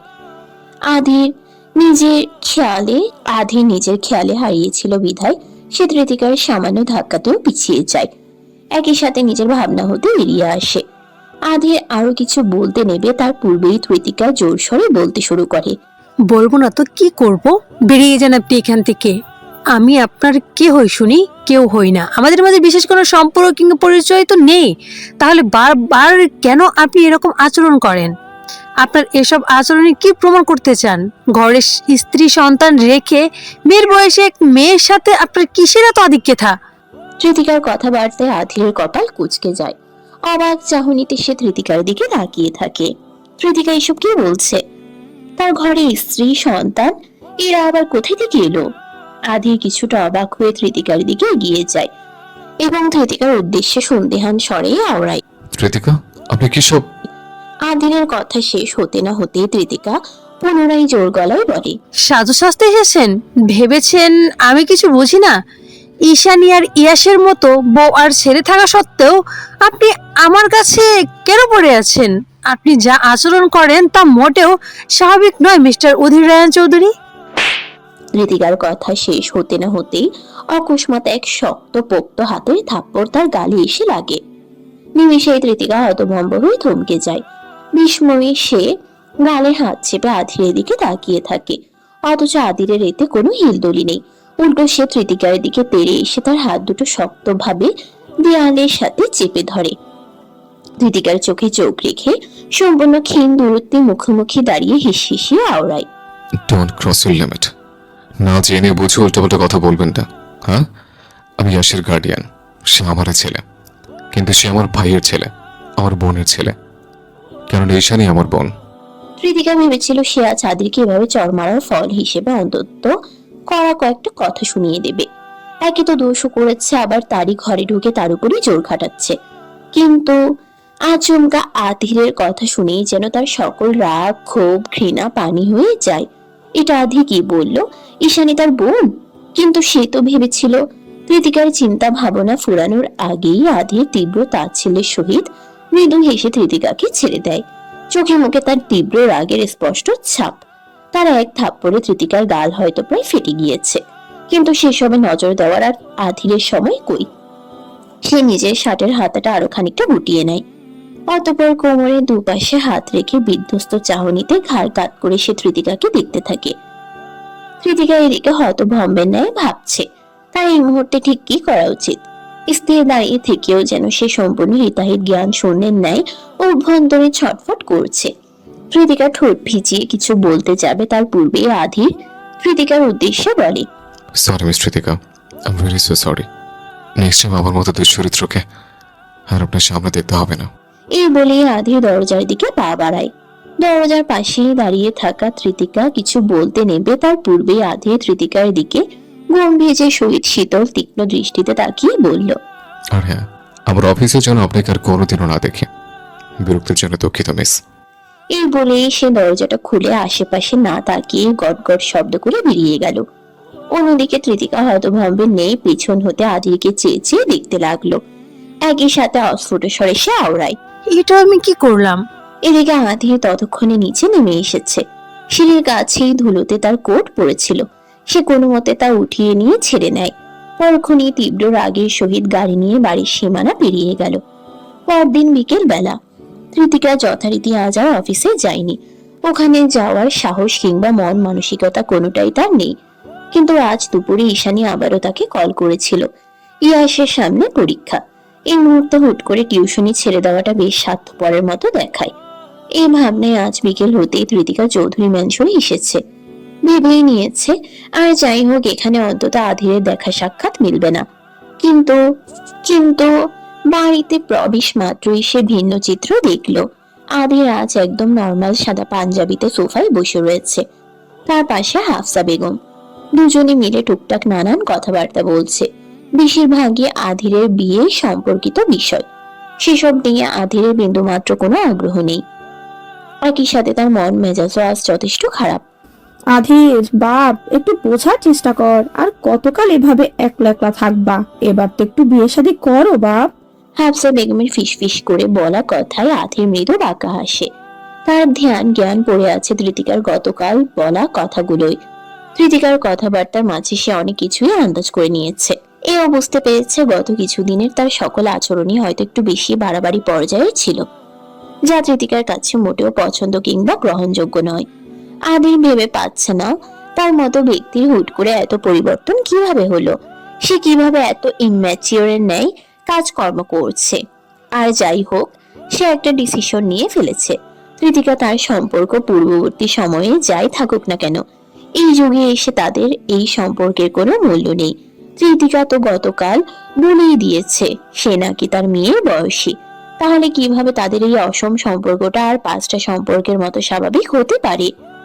আধিরের এভাবে ভাবনায় হারিয়ে যেতে দেখে পাশ হতে হাফসা বেগম কিছুটা বিরক্তির সহিত শ্বাস ফেলে। আধির, আমার কথা শুনতে পারছো নাকি? আধিরের উদ্দেশ্যে বলে। হাফসার কণ্ঠে আধিরের ধ্যান ফেরে। সে হাফসার দিকে ফিরে তাকাতে না তাকাতেই হাফসা তার উদ্দেশ্যে বলে, ইয়াসের ম্যাডাম তো চলে গিয়েছিল। ঈশানী আজকে ফোন করেছিল বলে সে আসবে। আর আমিও বলি তোমাকে, মেয়েটা কিন্তু বেশ সুন্দর, যথেষ্ট নর্ম ভদ্র, আবার এতিম মানুষও। তোমার কি মনে হয় না মেয়েটাকে নিয়ে তোমার এক ধাপ বেশি ভাবা উচিত? হাফসার কথার ইঙ্গিতে আধির ভারী শ্বাস ফেলে। কৃতিকা যে আজ এখানে আসবে তা সে জানতো না, কিন্তু আপাতত হাফসা বেগমের কথায় সে খানিকটা তাচ্ছিল্যের সাথে মুচকি হেসে বলল, না, ভাবছি না, আর ভাবতেও চাই না। সে আমার মেয়ের বয়সে এক নারী। ঠিক বয়সে বিয়ে সাথে করলে তার মতে হয়তো এক মেয়ে আমার ঘরে থাকতো।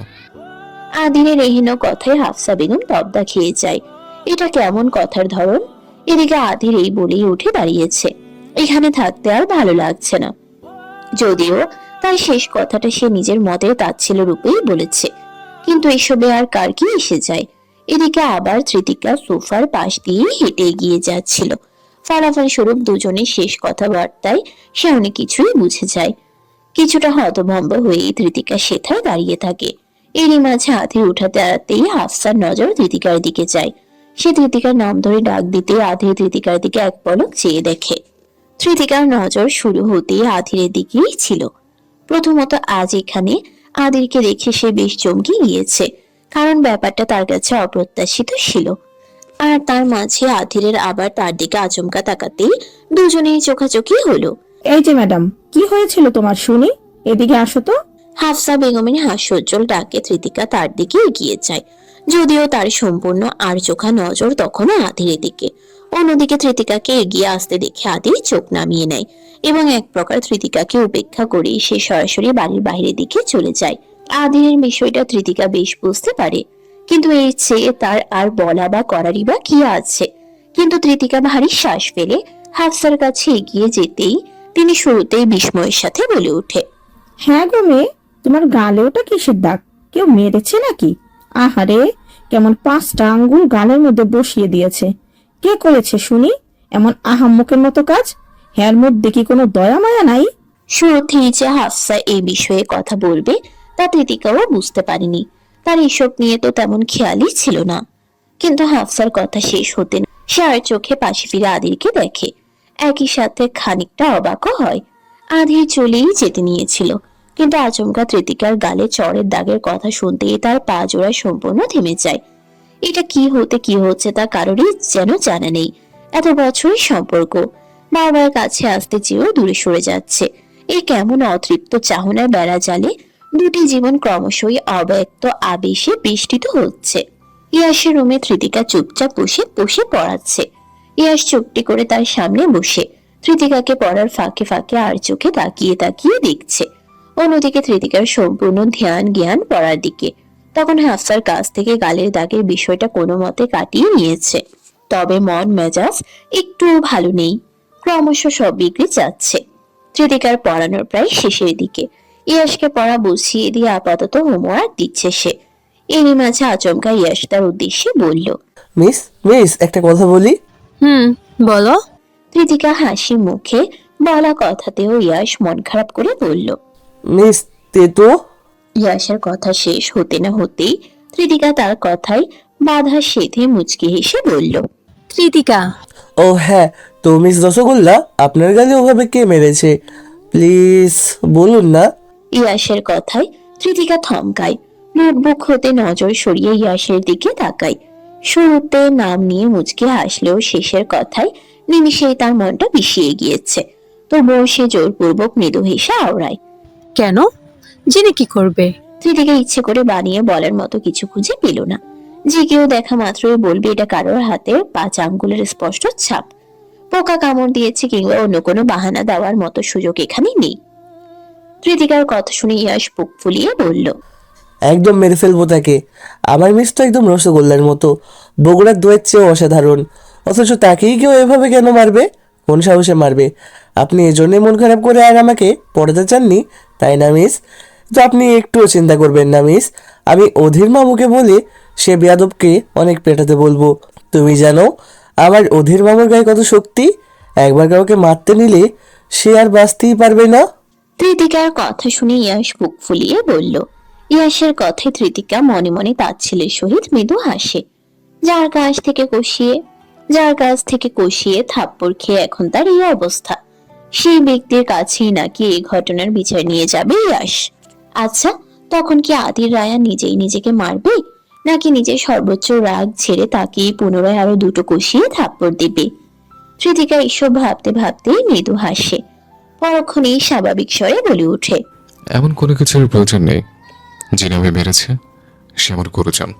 আমার ভুল ছিল তাই মেরেছে, এতে মন খারাপ করার কিছু নেই। গুরুজন চাইলে ছোটদের শাসন করতেই পারে।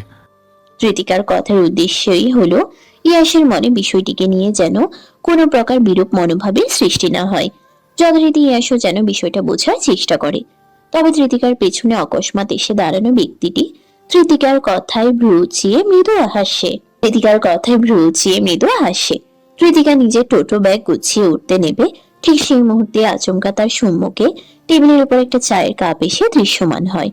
কৃতিকা কিছুটা চমকে উঠলেও নিজেকে সামলে নিয়ে আনমনে বলে ওঠে, আরে এসবের কি প্রয়োজন? কৃতিকার কথা শেষ হতে না হতেই সে সম্পূর্ণ থমকে যায়। সে ভেবেছিল হয়তো ঈশানী কিংবা অন্য কেউ এসেছে, কিন্তু হঠাৎ নিজের পাশে আধিরকে দেখে সে পুরোপুরি হতভম্ব। আধিরের পুরুষালী হাত খেয়াল না করলেও তার গম্ভীর্যপূর্ণ চেহারার মুখোমুখি হয়ে কৃতিকা সম্পূর্ণ স্তব্ধ। অথচ আধির তার দিকে নির্বিকার চাহনিতে তাকিয়ে রয়েছে, বিশেষ কোনো প্রতিক্রিয়াই নেই। উল্টো কৃতিকা হতে নজর সরিয়ে সে ইয়াসের দিকে তাকায়। ইয়াস উচ্ছ্বসিত স্বরে বলে, হ্যাঁ মামু, তুমি এখানে? আধির পাশেই তার ছোট্ট বিছানায় গিয়ে বসে পড়ে। অতঃপর খানিকটা মৃদু হেসে বলল, কেন এখানে আসতে পারি না আমি?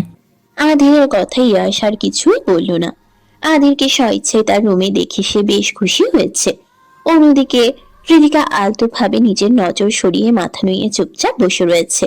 এদিকে ইয়াসের সাথে আধির স্বাভাবিক ভঙ্গিতে কথা বলতে থাকলেও তার আর চোখা নজর ঠিকই কৃতিকার দিকে, বিশেষ করে কৃতিকার ফর্সা গালের উপর পড়ে থাকা স্পষ্ট লাল হয়ে ওঠা 5 আঙ্গুলের ছাপে। আধির নিজের নজর সরিয়ে নেয়, আড়ালে ভারী শ্বাস ফেলে। ইয়াসের উদ্দেশ্যে বলল, পড়াশোনা কেমন চলছে? তোমার মিস কি ঠিক মতো পড়ে?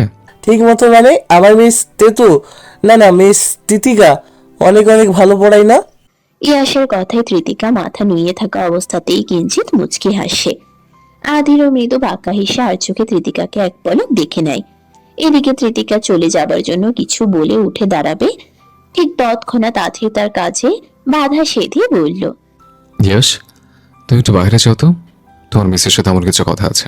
আধিরের অভিব্যক্তিতে কৃতিকা চমকায়। তার সাথে আধিরের নতুন করে আবার কিসের কথা থাকতে পারে? ওদিকে আধিরের কথা মতো ইয়াশ একটু দেরি না করে রুম থেকে বেরিয়ে যায়। ইয়াশ রুম থেকে চলে যেতেই আধির দরজা চাপিয়ে দেয়, তবে পুরোপুরি লক করে না। আধিরের এহেন পদক্ষেপে কৃতিকা আরো ঘাবড়ে যায়। সে উঠে দাঁড়াতে নিলেই আধির তার সামনে এসে বসে। হাতের ইশারায় কৃতিকাকেও চেয়ারে বসতে বলে। কৃতিকা ইতস্তত হয়েই চুপটি করে বসে।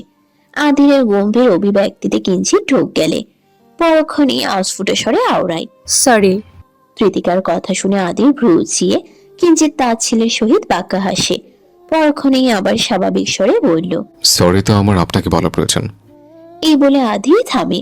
কৃতিকা মুখ তুলে তাকে এক পলক দেখে।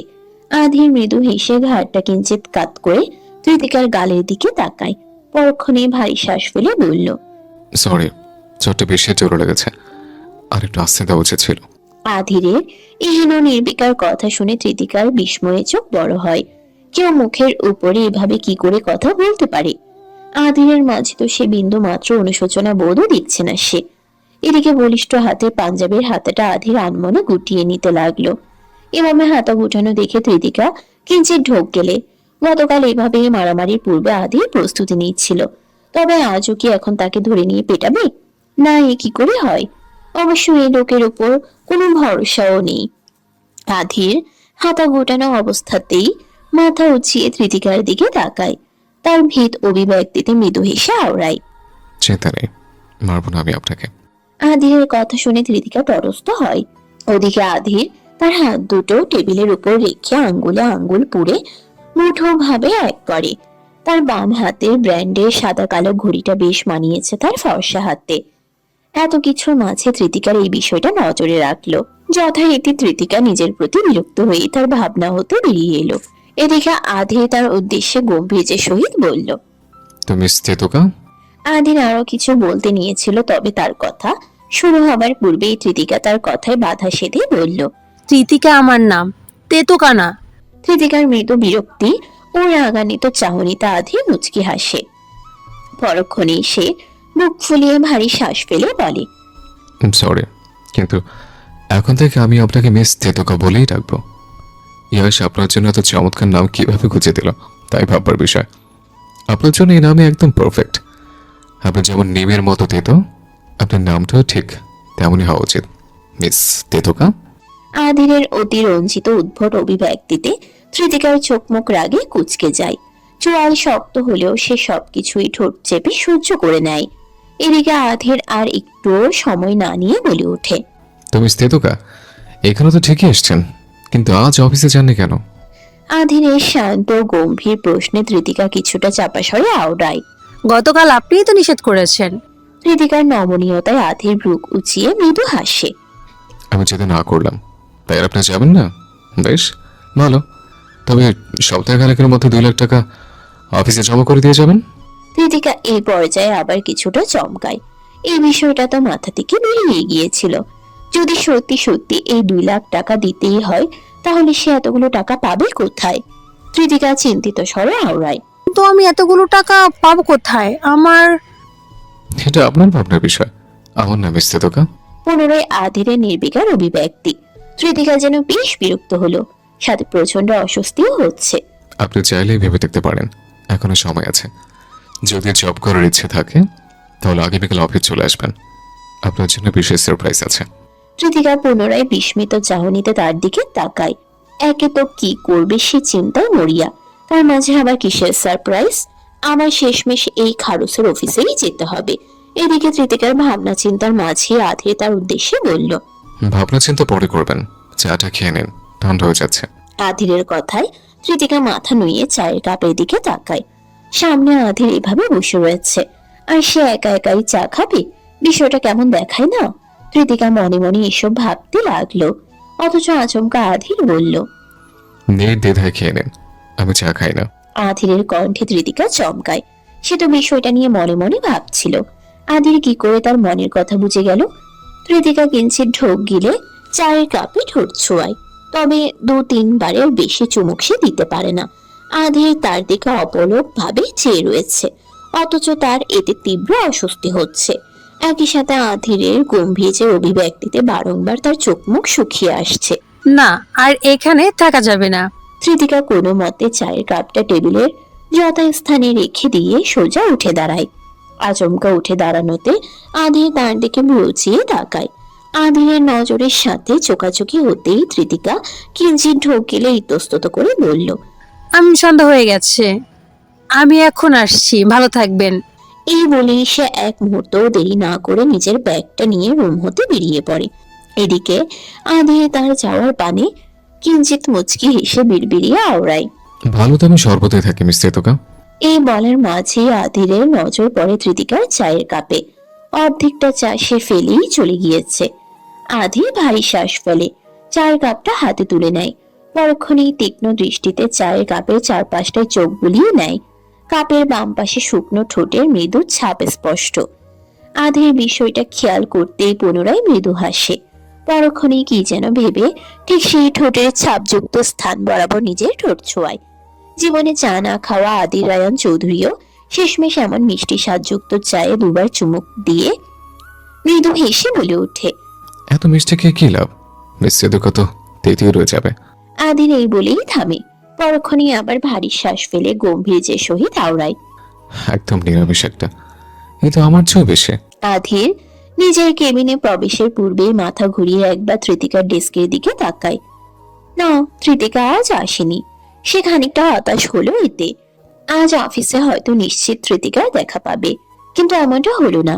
তৃতিকা না আসায় আধির হতাশ হলো ঠিকই, কিন্তু তার এই হতাশার দরুন আকস্মিক ভাবে চোখে মুখে গম্ভীর ও রাগের স্পষ্ট ছাপ তীব্রভাবে ফুটে উঠল।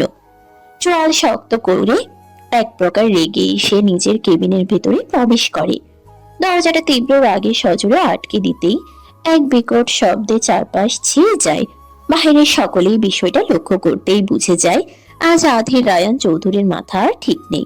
সবাইকে এ নিয়ে সতর্ক থাকতে হবে, নয়তো কখন কি হয়ে যায় তার নিশ্চয়তা নেই। আধির বিরক্তিতে নিজের পরনের কালো রঙের কোটটা টেনে টেবিলের উপরে ছুঁড়ে মারলো। সাদা শার্টের হাতা গুটিয়ে দাঁতের দাঁত চেপে ধরলো। আকস্মিকতায় তার বলিষ্ঠ গায়ের প্রতিটি ভাঁজ স্পষ্ট ফুটে উঠেছে। তবে এরই মাঝে এই বদ্ধ রুমে এক পরিচয় কণ্ঠস্বর ভেসে এলো। আপনি এমন করছেন কেন? আধিরের জানা মতে এই রুমে সে ব্যতীত আর কেউ নেই। তাহলে এখানে? সে তড়িৎ পাশে তাকাতেই দেখে তৃতিকা দুটো ফাইল নিয়ে সোফার কাছে চুপটি করে দাঁড়িয়ে আছে। এতক্ষণ বসে থাকলেও রুমে আধিরের প্রবেশের সাথে সাথে সে উঠে দাঁড়ায়। হঠাৎ আধিরের এত রাগ আর অদ্ভুত আচরণে সে বেশ অবাক হয়। এদিকে আদির বিস্ময়েই চাহনিতেই তৃতিকার দিকে তাকিয়ে থাকে। তার মেজাজটাও ধীরে ধীরে শান্ত হয়। নিজেকে কিছুটা স্বাভাবিক করে ভ্রুকুচকে গম্ভীর স্বরে বলল, আপনি এখানে কি করছেন? আপনি না গতকাল আসতে বললেন। তৃতিকার স্বাভাবিক কণ্ঠে আধিরে ভারী শ্বাস ফেলে। নিজেকে পুরোপুরি তটস্থ করে বলল। আধিরের কথা শেষ হতে না হতেই তৃতিকা বলে ওঠে, না, অত টাকা ম্যানেজ করা আমার পক্ষে সম্ভব নয়, তাই আমি এই জবটা ছাড়তে পারবো না। তৃতিকার নমনীয় ইতস্তত কণ্ঠস্বরে আধির অকস্মাৎ মৃদু হেসে ফেলে, যা তৃতিকার নজরে পড়তেই সে বলল, আপনি হাসছেন কেন? আমি কিন্তু সত্যি এতগুলো টাকা। পুনরায় আধির হেসে ফেলে। সে কিসের জন্য হাসছে তা হয়তো নিজেও জানে না। তবে এবার একদম স্বাভাবিক হয়ে তৃতিকার উদ্দেশ্যে বলল, আসুন, আপনার সাথে একটা প্রয়োজনীয় বিষয়ে কথা বলার আছে। আগে কথাটা বলনি, তারপর না আপনাকে সারপ্রাইজ দেব। পুনরায় সারপ্রাইজের কথায় তৃতিকা থমকায়। কিসের সারপ্রাইজ দিতে চাইছে আধির তাই তার বোধগম্য নয়। এদিকে আধির এসে তৃতিকার পাশে সোফায় বসে পড়ল। তৃতিকাকেও পাশে সোফায় বসতে বলায় সেও নির্বিকারে বসলো। আধির এখন অনেকটাই সিরিয়াস হয়ে উঠেছে। চোখ মুখ এক অদ্ভুত শান্ত গম্ভীর ছাপ স্পষ্ট। তৃতিকা ভাবছে আধির তাকে এই মুহূর্তে ঠিক কি বলতে পারে। এরই মাঝে আধির রায়ান ভারী শ্বাস ফেলে বলতে লাগলো, তৃতিকা, আমি জানি না এই বিষয়ে আপনাকে বলার আদৌ কোনো প্রয়োজনীয়তা রয়েছে কিনা, তবে বিষয়টা যেহেতু আমাদের দুজনের সম্পর্ক ভিত্তিক, তাই আমার মনে হয় এটা আপনাকে জানানো উচিত। আধিরের এহেন অভিব্যক্তিতে তৃতিকা আরো বেশি অবাক হয়। তাদের দুজনের সম্পর্ক ভিত্তিক কিছু, এর মানে কি? আদির কি সে তো ঠিক মতো চেনেও না। আদির আসলে চাইটা কি, কি বিষয়ে কথা বলতে চাইছে? তৃতিকার ভাবনার মাঝেই আধির আবারও বলতে শুরু করে, আমি বারবার সিদ্ধান্ত বদলেছি, কথাটা আপনাকে বলবো নাকি বলবো না, কিন্তু আমার মনে হয় যেহেতু এখানে আপনিও জড়িত আছেন, তাই বেশি ভনিতা না করে জানিয়ে দেওয়াটাই উচিত। আধির কিছু সময়ের জন্য থামে, নিজেকে আরো বেশি তটস্থ করে নিয়ে বলতে শুরু করে, মিস তৃতিকা তালুকদার, আপনি বলেছিলেন আপনার বাড়ি নারায়ণগঞ্জ। এটা আপনি কেন বলেছিলেন? তাই শুরুতে না বুঝলেও পরবর্তীতে খোঁজ নিয়ে বুঝেছি এটা সত্যি আপনার হোম টাউন। কিন্তু আমি যে তৃতিকা তালুকদারকে চিনি, তার বাড়ি হলো কিশোরগঞ্জ। আধিরের কথার ভঙ্গি তৃতিকার কাছে স্পষ্ট নয়, কিন্তু তার কথাগুলো বেশ অদ্ভুত লাগছে। আধির কোন তৃতিকা তালুকদারের কথা বলছে? তার বাড়িও তো কিশোরগঞ্জ। বাবা মায়ের মৃত্যুর পর তীব্র বন্যায় তাদের বসতি ছাড়তে হয়েছিল। এরপর সেই বহু বছর আগে থেকে সে তার চাচা চাচিদের সাথে কিশোরগঞ্জ হতে নারায়ণগঞ্জে এসে থাকা শুরু করে, যার ফলে তার সার্টিফিকেট সহ সকল জায়গায় হোম টাউন হিসেবে নারায়ণগঞ্জই লেখা হয়। কিন্তু এখন আধির যদি কথার ইঙ্গিতে তারই কথা বলে, তাহলে এই আধির রায়ান কিভাবে তাকে চেনে? সে কি তার পরিচিত কেউ? তৃতিকার বিস্ময়ের ভাবনা চিন্তার মাঝে আদির পুনরায় নিষ্প্রিয় বলতে লাগলো, আজ হয়তো 14-15 বছর আগের কথা। আমি বাবার বিজনেসের সূত্রে কিশোরগঞ্জ গিয়েছিলাম। ওই সময় সেখানে তীব্র এক মহামারীতে সকলের জরাজীর্ণ অবস্থা। আর এই সময়ে আমার পরিচয় হয় তালুকদার পরিবারের সাথে। জনাব কাশিম তালুকদারই মূলত। আদিরের কথা শেষ হতে না হতেই তৃতিকা বিস্ময়ের সাথে বলে ওঠে, আপনি আমার দাদুকে চেনেন? আমার দাদুই তো কাশিম তালুকদার। জি, আমি আপনার দাদুকে চিনি।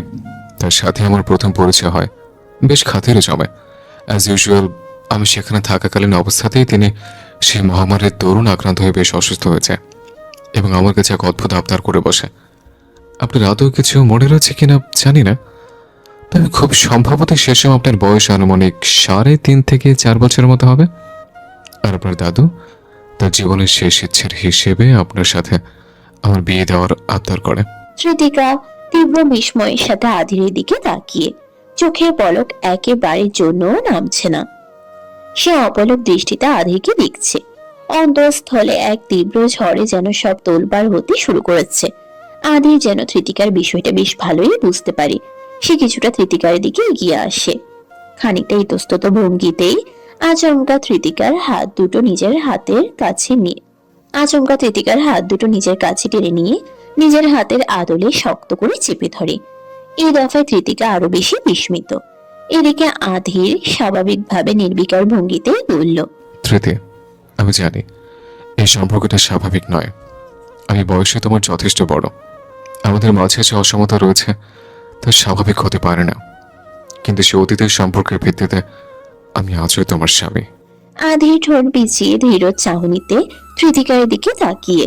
এদিকে তৃতিকা যেন সম্পূর্ণ স্তব্ধ। সে নিষ্পলক চাহনিতে আধিরকে অপলক দৃষ্টিতে দেখছে। সম্পূর্ণ বাকরুদ্ধ এক মানবীর ন্যায় তার অভিব্যক্তি। আধির বুঝতে পারছে তৃতিকা হুট করে বিস্ময়ের মাঝে আটকে গিয়েছে, কিন্তু সে যা সিদ্ধান্ত নিয়েছে তাতে তৃতিকাকে এই বিষয়টা জানানো প্রয়োজন। কিন্তু তৃতিকা বুঝতে পারছে না আদতে তার কি বলা উচিত। কিঞ্চিত ঢোক গেলে সে মাথা নুয়ে হাতের দিকে তাকায়। আধির তার হাত জোড়া নিয়ে নিজের হাতের মাঝে মুষ্টিবদ্ধ করে চেপে বসে রয়েছে। তৃতিকা হাতের দিকে তাকাতে আধির তটস্থ হয়ে তৎক্ষণাৎ হাতটা সরিয়ে নেয় এবং নিজেকে স্বাভাবিক করে বলতে শুরু করে, তৃতি, আমি জানি না এটা জানার পর তুমি আদতে কি ভাবছো, কিন্তু না, আমি সম্পর্কের জন্য তোমার উপর কোনো প্রকার জোরপূর্বক কোনো কিছু নিয়েই কিংবা কোনোদিনই স্বামীর অধিকার ফলাবো না। সেসবের সময়সীমা কিংবা পরিস্থিতি এখন আর নেই। আই নো এই বিয়ের কোনো মানেই নেই, আমিও মানি না। আর আমার মতে তুমি আজ জানার পর হয়তো তুমিও মানবে না। এটা জাস্ট সিম্পল একটা সামাজিক সম্পর্ক, দ্যাটস ইট। আধিরের এহেন কথাবার্তায় তৃতিকার কপাল কিঞ্চিত কুঁচকে যায়। সে এবার হুট করে আধিরের উদ্দেশ্যে শান্ত গম্ভীর স্বরে বলে ওঠে, আপনি কি বলতে চাইছেন? এটাই যে আমাদের মাঝে কোনো স্বাভাবিক স্বামী স্ত্রীর সম্পর্ক না হলেও অন্তত আমি আমার দায়িত্বটা পালন করতে চাই। একটা 4 বছরের বাচ্চাকে বিয়ে করাটা কখনো স্বাভাবিক বিষয়বস্তু নয়। আমি সবকিছু জেনে বুঝেও বিয়েটা করেছিলাম শুধু তোমার দাদুর শেষ ইচ্ছা পূরণ করতে। আমি ছোটবেলা থেকে লন্ডনে বড় হয়েছে। আমার মম ছিলেন ব্রিটিশ আর বাবা বাংলাদেশে। অ্যাজ ইউজুয়াল ওই সময় আমার কাছে এইসব বিষয়ের কোনো ভ্যালুই ছিল না। আমার তৎকালীন কাজের মোতাবেক বিয়েটা এক প্রকার ফেলনা ছাড়া কিছুই ছিল না। একজন মানুষের মৃত্যুর দ্বার প্রান্তে দাঁড়িয়ে আমার কাছে তার শেষ শব্দের দাবি করেছে। তার মানবিকতার খাতিরে আমি তার ইচ্ছে পূরণ করেছি। তার মুখে শেষবারের মতো হাসি ফুটাতে আমার যা করার প্রয়োজন ছিল আমি তাই করেছি। কিন্তু এখানে বিষয়টাকে আমি একটু বেশি হেলাফেলা করে ফেলেছি। তুমি তোমার দাদুর সবচেয়ে প্রিয় ছিলে, আর তিনি চেয়েছিলেন তোমার ভবিষ্যৎ যেন সুপ্রসন্ন হয়। তার দায়িত্বটা আমি নেই। বিয়েটা অদ্ভুত কিংবা অযৌক্তিক হলেও তোমার দায়িত্ব নেওয়াটা আমার কর্তব্য ছিল, কিন্তু আমি। তৃতিকা আধিরের এহেন নির্বিকার কথাবার্তায় বেশ অবাকই হলো। স্বয়ং আধির রায়ান চৌধুরী যে তার স্বামী, এটা জানার পর সে যতটা অবাক হয়েছিল তার চেয়ে বেশি বিস্মিত হচ্ছে আধিরের এরূপ কথাবার্তায়। কত সুন্দরভাবে বলে যাচ্ছে বিয়েটা তার কাছে শুধুমাত্র ফেলনা ব্যতীত কিছুই না। আচ্ছা ঠিক আছে, প্রয়োজন নেই এই পুরনো সম্পর্ককে টেনে আনার। যার জীবন যেভাবে চলছে সেভাবেই চলুক। আধির আর তার অসম সম্পর্ক তো আর কখনোই স্বাভাবিক হবে না, আর না তারা কোনো সাধারণ স্বামী স্ত্রীর মতো জীবনযাপন করতে পারবে। কিন্তু হঠাৎ কেন আধির এসব কথা তুলছে? সে তার দায়িত্ব নিয়ে কেমনই বা কর্তব্য পালন করতে চাইছে। যেখানে আধির বিয়েটাকেই ন্যূনতম মান্য করছে না, সেখানে কিসের এই দায়িত্ব কর্তব্যের প্রসঙ্গ? মিস্টার অধীর রায়ন চৌধুরী, দয়া করে আপনি কি বললেন? বিয়েটা মান্য না করেও আপনি ঠিক কিসের দায়িত্ব পালন করতে ইচ্ছুক, আর সেটা এত বছর পরেই বা কেন? কৃতিকার কণ্ঠস্বর কিছুটা গম্ভীর, চাহনিতে তীক্ষ্ণ দৃষ্টি। আধির বিষয়টা অবশ্য স্পষ্ট খেয়াল করে। যথারীতি সেও এবার নিজেকে গুটিয়ে স্বাভাবিক করে। ভাব গাম্ভীর্যের স্পষ্টতাকে পুনরায় মুখ অবয়বে ফুটিয়ে তুলে বলে, মিস কৃতিকা, আপনার রাগ করা বা অভিমান করাটা হয়তো স্বাভাবিক। বিয়েটা যেভাবেই হোক, সম্পর্ক যেমনই হোক না কেন, আপনি আমার আবশ্যক কর্তব্যের অংশ। আপনার সব ক্ষেত্রে ভালো রাখার দায়িত্বটা আমার, কিন্তু আমি আর কোনো কিছু এতদিন করিনি, কারণ আমি আধিরের কথা শেষ হলো না, বরং তার আগেই কৃতিকার তীক্ষ্ণতার সহিত বলে উঠল, তা হঠাৎ এত বছর পরে এসে কেন আপনার মনে হচ্ছে আমার দায়িত্ব নেওয়াটা আপনার কর্তব্য? বিষয়টা কি এমন যে আপনি এখন এসে জেনেছেন যে আমার বাবা মা নেই, আমি একজন অনাথ, আমার এই শহরে একা একা থাকা দেখে কি আপনার মনে আমার জন্য বিশেষ কোনো মায়া দয়া জেগেছে? এমনটা হলে প্লিজ মিস্টার অধীর রায়ান, আমার জন্য আপনাকে মোটেও কিছু করতে হবে না। এত বছর আমি বাবা মা ছাড়াই একাই বড় হয়েছি। আমার ফ্যামিলি বলতে আমার কাকা কাকি আমাকে মানুষ করে এই পর্যন্ত নিয়ে এসেছে, আর এখন আমি আমার নিজের দায়িত্ব নিজেই পালন করতে পারি। নিজের দেখভাল করার মতো সামর্থ্য আছে আমার। আর যাই হোক, বাকিটা জীবন আমি এভাবে কর্ম করে খেতে পারি। সরি, কিন্তু আপনার কোনো প্রকার দয়া আমার প্রয়োজন নেই। কৃতিকার কণ্ঠস্বর রুক্ষ। আধির ভারী শ্বাস ফেলে, ঠোঁট চেপে কৃতিকার কথাগুলো শুনল। তবে কৃতিকা আর এখানে এক মুহূর্তও থাকতে চাচ্ছে না। তার এই মুহূর্তে একা থাকা প্রয়োজন। এই ভাবনায় সে উঠে দাঁড়াতে নিলে আধির তৎক্ষণাৎ কৃতিকার হাতটা চেপে ধরে। অকস্মাৎ সোফা হতে উঠে এসে কৃতিকার পায়ের কাছে হাঁটু গেড়ে বসলো। নিমিষেই কৃতিকার বিস্ময়ে চোখ ছানা ভরা। সে চুপটি করে একই সাথে বসে থেকে আদিরকে বিস্ময়ের নজরে দেখছে, অথচ আদিরের মাঝে এ নিয়ে কোনো হেলদোলি নেই। সে নির্বিকারে বলতে লাগলো, স্মৃতি, আপনি জাস্ট আদিরের কথা শুরু হবার পূর্বেই কৃতিকা বলে উঠল, আপনি আগে ডিসাইড করুন কৃতিকার কথা এটা আপনি আমাকে তুমি নাকি কিছুটা আপনি ভেবে বলবেন? নিয়েই বলে ওঠে, কৃতিকা, তোমার রাগ করাটা অস্বাভাবিক কিছু নয়, কিন্তু আমার কথাটা একটু বোঝার চেষ্টা করো। তুমি ভাবছো দায়িত্ব থেকে যখন এত বছর পালিয়ে বেরিয়েছে, তাহলে আজ কেন সে দায়িত্ব নিতে আমি মরিয়া। কিন্তু বিশ্বাস করো, আমি যখন বিয়ের পর দিন রাতে হুট করে সেখান থেকে চলে এলাম। এবারও আধিরের কথা শেষ হয় না, তার পূর্বেই কৃতিকা বলে উঠল, কেন চলে গিয়েছিলেন? আবেগের বসে বিয়ে করে পরে হুঁশ হয়েছে? হে, বিয়ে তো আপনার কাছে ফেলনা। আপনার হাই সোসাইটিতে তো আর আমি কিংবা বিয়ে মানানসই নয়, তাই তো পালিয়ে গিয়েছিলেন, তাই না? আমি মোটেও সে রাতে পালাইনি কৃতিকা। আমার মম এমনিতে অসুস্থ ছিল সে সময়, অথচ তিনি লন্ডনে আর আমি বাবা বাংলাদেশে। সেদিন মাঝরাতে আমার কাছে খবর আসে বাবা অনেক বেশি অসুস্থ, আর আমি ওখানে গিয়েছিলাম শুধুমাত্র এক নির্দিষ্ট সময়ের জন্য। আমার ফ্লাইট সহ এভরিথিং আগে থেকে ঠিক করা ছিল। পরদিন নির্দিষ্ট ফ্লাইটে লন্ডনে না ফিরলে অনেক বড় প্রবলেম হয়ে যেত, যে কারণে আমি বেশি কিছু না ভেবে কাউকে না জানিয়ে চলে যাই। ভেবেছিলাম পরে যোগাযোগ করে নেব, কিন্তু একই তো বিয়ে সম্পর্কে আমার ফ্যামিলির কেউই জানতো না। বাবার সাথে লন্ডন ফেরার পথেও এ নিয়ে কথা হয়নি, কারণ তখন শুধু মাথায় মমের চিন্তাভাবনা ঘুরপাক খাচ্ছে। মূল কথা, সিচুয়েশনটা এমন ছিল যে আমার না গিয়েও কোনো উপায় ছিল না। কৃতিকা আনমনে আধিরের কথাগুলো শুনল। অদ্ভুত এক অনুভূতি হচ্ছে নিজের মাঝে। আধিরের প্রতি তীব্র সহানুভূতি হলেও তার প্রতি রাগও হচ্ছে। অথচ কৃতিকা বুঝতে পারছে না এটা আদতে রাগ নাকি অভিমান। আর অভিমান হলেও সে কিসের ভিত্তিতে আধিরের প্রতি অভিমান করছে? আচ্ছা, মানলাম আপনার কথা, তখন না হয় পরিস্থিতির শিকার হয়ে আপনি চলে গিয়েছিলেন, কিন্তু এরপর কি একবারও আপনার মনে হয়নি আজ যার দায়িত্ব নিতে আপনি মরিয়া, সে তখন তার বাবা মা ছাড়া ঠিক কিভাবে আছে? একবারও মনে হয়নি, তাই না? কৃতিকার কথাবার্তায় রাগের চেয়ে বেশি অভিমানের ছাপ স্পষ্ট। তবে এটাই যেন আদিরকে বেশ অবাক করলো। সে শুরুতে কিছুটা কপাল কুঁচকে ফেললেও পরক্ষণেই স্বাভাবিক স্বরে বলতে লাগলো, মনে হয়েছে এই বিধায় আমি তখন হতে এখন অবধি বহুবার খোঁজ করেছি আপনাদের। কিন্তু পাইনি। আমি লন্ডনে পৌঁছানোর পরপরই মম আমাদের ছেড়ে চলে যান। তার মৃত্যুতে আমি বাবা দুজনেই দিশেহারা। এদিকে বাবাও হুট করে অসুস্থ হয়ে যায়। তার বিজনেস সহ সবকিছুই তখন আমার দায়িত্বে। মন মানসিকতা আর পরিস্থিতি এমন ছিল যে আমি নিজেকে গুছিয়ে নেওয়ার মতো সময়টুকুও পাইনি। তার আগে একের পর এক ঝড় আমার জীবনের সবকিছুকে লন্ডভন্ড করে দিয়ে যায়। মায়ের মৃত্যুর 2 বছর পরপরই বাবাও মারা যায়। এরপর হতে আমি সম্পূর্ণ একা। তার কিছুদিন পরপরই আমার এই বিয়ের ঘটনাটা মাথায় আসে। বিশ্বাস করুন ত্রিতিকা, আমি আপনাকে অনেক খুঁজেছি। বাবার মৃত্যুর পর আমি যখন সম্পূর্ণ একা, তখন প্রায়ই আমি দেশে আসতাম।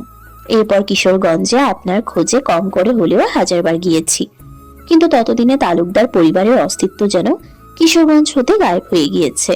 কেউই আপনাদের খোঁজ দিতে পারেনি। উল্টো এও শুনেছি আপনাদের পরিবার গ্রামবাসী হতে অনেক ঋণ করায় তারা নাকি আত্মগোপনে চলে গিয়েছে। এরপর আর চেয়েও আপনাদের খোঁজ পাইনি। কিন্তু শেষমেশ যখন আপনাকে অফিসের ইন্টারভিউতে দেখলাম, তখনই পুরোদমে এটাই মনে হচ্ছিল আপনি সেই ত্রিতিকা তালুকদার। বিয়ের সময় কাজের মুখে আপনার নামটা না শুনলে হয়তো আমি আপনার নামটাও কখনো জানতাম না। আধি ত্রিতিকার হাত জোড়ার দিকে চেয়ে আনমনে কথাগুলো বলে থামলো। তবে এরই মাঝে আচমকা 1 ফোঁটা জল এসে আধিরের হাতের পিঠে পড়ল। আধির ভ্রু কুঁচকে মাথা উঁচিয়ে ত্রিতিকার দিকে তাকায়। ত্রিতিকা, আপনি কাঁদছেন? ত্রিতিকার চোখ জোড়া ছলছল করছে। অজান্তে 1 ফোঁটা জল গড়িয়ে পড়লেও সে মোটেও কাঁদছে না। মাথাটা ঝিমঝিম করছে তার। এরই মাঝে সে আধিরের কথা শোনা মাত্রই নিজের হাত ছাড়িয়ে নেয়। পরক্ষণেই হাতের পিঠ দিয়ে চোখের জল মুছে নিয়ে বলে, না, আমি কাঁদছি না। আমি বাড়ি যেতে চাই, আমার একা থাকার প্রয়োজন। ত্রিতিকার কথায় আধি ভারী শ্বাস ফেলে। আজ এত সহজেই কিভাবে কথাগুলো বলে ফেলেছে সে জানে না। কখনো ত্রিতিকাকে আপনি বলছে তো কখনো তুমি, অথচ এসবেও তার কোনো খেয়াল নেই। এরই মাঝে আধি তার কাছ থেকে উঠে এসে বসে। ত্রিতিকার উদ্দেশ্যে নিষ্পৃহে বলে ওঠে, আপনাকে আরো একটা বিষয় বলার আছে, যে সারপ্রাইজটা দেওয়ার কথা ছিল আর কি। ত্রিতিকা মুখ তুলে আধিরের দিকে তাকায়। আবার কিসের সারপ্রাইজ? এরই মাঝে আধি নির্বিকারে বলতে লাগলো, আমার পার্সোনাল অ্যাসিস্ট্যান্ট বর্তমানে ছুটিতে রয়েছে। সে 1 সপ্তাহের জন্য ছুটি নিলেও বর্তমানে তার মা বেশ অসুস্থ, যার কারণে ছুটিটা দীর্ঘ হয়ে 1 মাস অবধি ঠেকেছে। কিন্তু এই মুহূর্তে বিয়ে ব্যতীত কাজ করাটাও বেশ অসুবিধাজনক। আপনার যদি প্রবলেম না থাকে তাহলে এই কদিন আপনি আমার বিয়ে হতে পারেন। কাজের চাপ একটু বাড়বে, কিন্তু টেনশন নেই, আমি আপনার সাথে আছি। ত্রিতিকা এবার যেন আরো গোলক ধাঁধায় পড়ে গেল। সে একের পর এক বিস্ময়ের মাঝে ঘুরপাক খাচ্ছে। আর এই আধি সবকিছুতেই যেন নির্বিকার। এত কিছুতেও যেন তার কিছুই এসে যায় না। কতটা স্বাভাবিক থাকতে পারে এই লোক, তা ভাবতেই ত্রিতিকা দিশেহারা। ত্রিতিকার নিস্তব্ধতায় আধি পুনরায় বলল, এত বেশি হাইপার হওয়ার প্রয়োজন নেই। আপনি ধীরে সুস্থে সিদ্ধান্ত নিন। আর আজ চাইলে এখনই বাড়ি যেতে পারেন। আই থিঙ্ক আপনার রেস্টের প্রয়োজন আছে। রাত অনেকটা বেরিয়েছে। ত্রিতিকা মগ্ন তার নানান চিন্তা ভাবনায়। আজ অফিস হতে ফেরার সময় নিচতলায় বাড়িওয়ালার ছেলের অনির সাথে দেখা হয়েছে তার। কি অমায়িক তার ব্যবহার! ত্রিতিকাকে দেখা মাত্রই মাথা নুইয়ে বড়সড় এক সালাম দেয় এবং তৎক্ষণাৎ সোজা বাসার ভেতরে প্রবেশ করে। অথচ তার এহেন পরিবর্তনে ত্রিতিকা সম্পূর্ণ বিস্মিত। এত দ্রুত কারো এমন পরিবর্তন, বিষয়টা বেশ আশ্চর্যজনক। তবে সে বর্তমানে এসব নিয়ে ভাবছে না। আদিনের কথা মতো সে তখনই বাড়িতে চলে এসেছে, কিন্তু আসার পর হতেই এভাবে স্তব্ধ হয়ে নিজের চিন্তা ভাবনায় মগ্ন সে। এই মুহূর্তে সঠিক সিদ্ধান্ত কি হতে পারে তা ত্রিতিকার জানা নেই। আদিনের কথা অনুযায়ী বোঝাই যাচ্ছে সে তাকে স্ত্রী মানে না, কারণ বিয়েটার কোনো মূল্য নেই তার কাছে। অথচ এটাও বলছে স্বামী হিসেবে তার প্রতি যে সকল দায়বদ্ধতা কিংবা কর্তব্যগুলো রয়েছে সেসব পালন করতে ইচ্ছুক। এটা কেমন কথা? যতই হোক, নানান পরিস্থিতির কারণে সে তার দেখভাল করতে পারেনি, কারণ আধির তার খোঁজ পায়নি। কিন্তু এর মানে তো এও না যে তার কোনো প্রয়োজন রয়েছে আধিরের বিশেষ কোনো সিম্প্যাথি কিংবা সাহায্য নেওয়ার। যেখানে আধির বিয়েটা মানে না, তাকে স্ত্রী হিসেবে মানে না, সেখানে আবার কিসের এত দায়বদ্ধতা? এমন তো নয় যে ত্রিতিকা নিজের খেয়াল নিজে রাখতে পারে না। কয়েক মাস তো হলো এই শহরে একা একাই থাকছে সে। সমস্যা তো একটু আধটু সব জায়গাতেই থাকে, তাই বলে আধিরের সাহায্য ছাড়া সে একেবারে মরে তো যায়নি। ত্রিতিকার চিন্তা ভাবনায় মিশ্র প্রতিক্রিয়া ঘটছে। কখনো সে আধিরের প্রতি বিরক্ত, আবার কখনো রাগান্বিত, কখনো বা নিজের অজান্তে আধিরের প্রতি বিশেষ এক অভিমান জমছে, অথচ তৃতিকা তা বুঝতেই পারছে না। বদ্ধ কেবিনে দুজন মানবী নিজেদের কাজে মগ্ন। ডেস্কের একপাশে আধির নিজের মতো ফাইল আর ল্যাপটপ নিয়ে ঘাটাঘাটি করছে, আর অপর প্রান্তে তৃতিকাও নানান ফাইল ও নোটবুকের মাঝে ডুবে রয়েছে। আধিরের পার্সোনাল অ্যাসিস্ট্যান্ট হতে তার কোনো অসুবিধা নেই, সে নির্দ্বিধায় এতে রাজি হয়ে গিয়েছে। কিন্তু এখন এত সব কাজ বুঝতে গিয়ে তার মস্তিষ্ক যেন সম্পূর্ণ অকেজো হয়ে যাচ্ছে। আধির একের পর এক file, company documents, deal agreement সহ নানান রকমের বিষয়বস্তুগুলো তৃতিকাকে বোঝাচ্ছে, আর তৃতিকা হু হা করে কোনো মতে বিষয়গুলো নিজের মস্তিষ্কের আয়ত্তে আনার চেষ্টা করছে। এভাবেই দুজনের একটানা কাজ করতে করতে প্রায় বিকেল হয়ে গেল। দুজনের কাজ ব্যতীত বিশেষ আর কোনো কথাবার্তাই হলো না। যদিও আজ তৃতিকা বেশ আগেই অফিসে এসেছে, কিন্তু তাতে কি, তার কাজ শেষ হওয়ার তো কোনো নামই নিচ্ছে না। অবশ্য তৃতিকা এখনো আনুষ্ঠানিকভাবে আদিরের বিয়ে হয়নি, অফিসের কেউ এই বিষয়টা এখনো জানে না। আজ কাজগুলো বুঝে নিচ্ছে, আগামীকাল আদির নিজেই বিষয়টা অফিসে ঘোষণা করে দেবে এবং আদিরের আসল বিয়ে না আসা অব্দি অনির্দিষ্টকালের জন্য তৃতিকাই এখন তার বিয়ে হয়ে থাকবে। তৃতিকাও ভেবে নিয়েছে আদিরকে বিশেষ কোনো নজরে দেখার প্রয়োজন নেই। আদির যেহেতু তাকে স্ত্রী হিসেবে মান্য করে না, তাহলে সে কেন তাকে বিশেষ কিছু ভাবতে যাবে। এই যে আগেও যেমন তাদের সম্পর্কটা স্বাভাবিক ছিল, এখনো তাই থাক। আলাদাভাবে আদিরকে তার প্রতি কোনো দায়বদ্ধতা রাখতে হচ্ছে না। দুজনের বেশ ভালোই ব্যস্ত সময় পার হচ্ছিল। এরই মাঝে আচমকা আধিরের ফোনে কারো কল এলো। সে ব্যস্ততার মাঝে কলটা রিসিভ করে লাউড স্পিকারে টেবিলের উপরে ফোনটা রাখলো। জি ফুপি, বলুন। সালাম কালাম ছাড়া সোজা এভাবে সম্বোধন। তৃতিকা কিছুটা বিরক্তি আর বিস্ময়ে আধিরের দিকে তাকাতে চেয়েও আর তাকালো না, বরং মাথা নিচু করে ফাইল দেখতে দেখতেই মনে মনে আওড়ায়, ম্যানারলেস খরচ একটা। তৃতিকার বিরক্ত বোধ আধিরের নজরে এলো না, তার মনোযোগ ল্যাপটপে। ওদিকে হাফসা বেগম ফোনের অপর প্রান্ত হতে বললেন, আধির বাপ, একটা কথা বলবো, দয়া করে মানা করো না। হাফসার এহেন অভিব্যক্তিতে আধিরের কপাল কিঞ্চিত কুঁচকে যায়, তবুও সে স্বাভাবিক স্বরে বলে, কি বিষয় ফুপি? আগে বলো, তুমি মানা করবে না। আধির বিন্দু মাত্র না ভেবেই নির্বিকারে বলে ওঠে, বিয়ে সম্পর্কিত কোনো কিছু হলে আই এম সরি। কে বলেছে? এখনো বলছে। এসবের বয়স আর আমার নেই, তাই ভালো হয় তোমরা এসব নিয়ে সময় নষ্ট করা বন্ধ করো। আধিরের কথাই যেন হাফসা বেগম বেশ হতাশ হলো। এদিকে তৃতিকা ফাইল দেখার পাশাপাশি সব কথাই স্পষ্টভাবে শুনছে। বাপ, একবার শুধু আমার কথাটা শোনো। একটা মেয়েকে অনেক বেশি পছন্দ হয়েছে, দেখতে শুনতেও মাশাল্লাহ। একবার শুধু তুমি আমাদের সাথে মেয়ের বাড়িতে আসো, খালি মেয়েটাকে দেখে যাবে, আর কিচ্ছু না। পছন্দ হলে তো আলহামদুলিল্লাহ, আর না হলে। ফুপি আর কত? আমি 1000 বার বলেছি আমি বিয়ে নিয়ে বিন্দুমাত্র আগ্রহী নেই, তাহলে এই মেয়ে দেখার প্রসঙ্গ কেন আসছে? আধে কিছুটা শান্ত গম্ভীর্যের সহিত কথাটা বলিয়ে কলটা কেটে দেয়। পরক্ষণে ভারী শ্বাস ফেলে, এক প্রকার বিরক্তি নিয়ে পুনরায় নিজের কাজে মনোযোগী হয়। এদিকে তৃতিকা তাকে মাঝে মধ্যে আর চোখে চেয়ে চেয়ে দেখছে। কিছু একটা বলার জন্য তার মনটা আকুপাকু করছে, কিন্তু বলবে কি বলবে না তাই এখন বসে বসে ভাবছে। তবুও শেষ পর্যন্ত অধৈর্য হয়ে পড়েই দেয়। আমার বিয়ের জন্য পাত্রী খোঁজা হয়েছে। আধে ল্যাপটপের স্ক্রিনে তাকিয়ে থাকা অবস্থাতেই জবাব দেয়।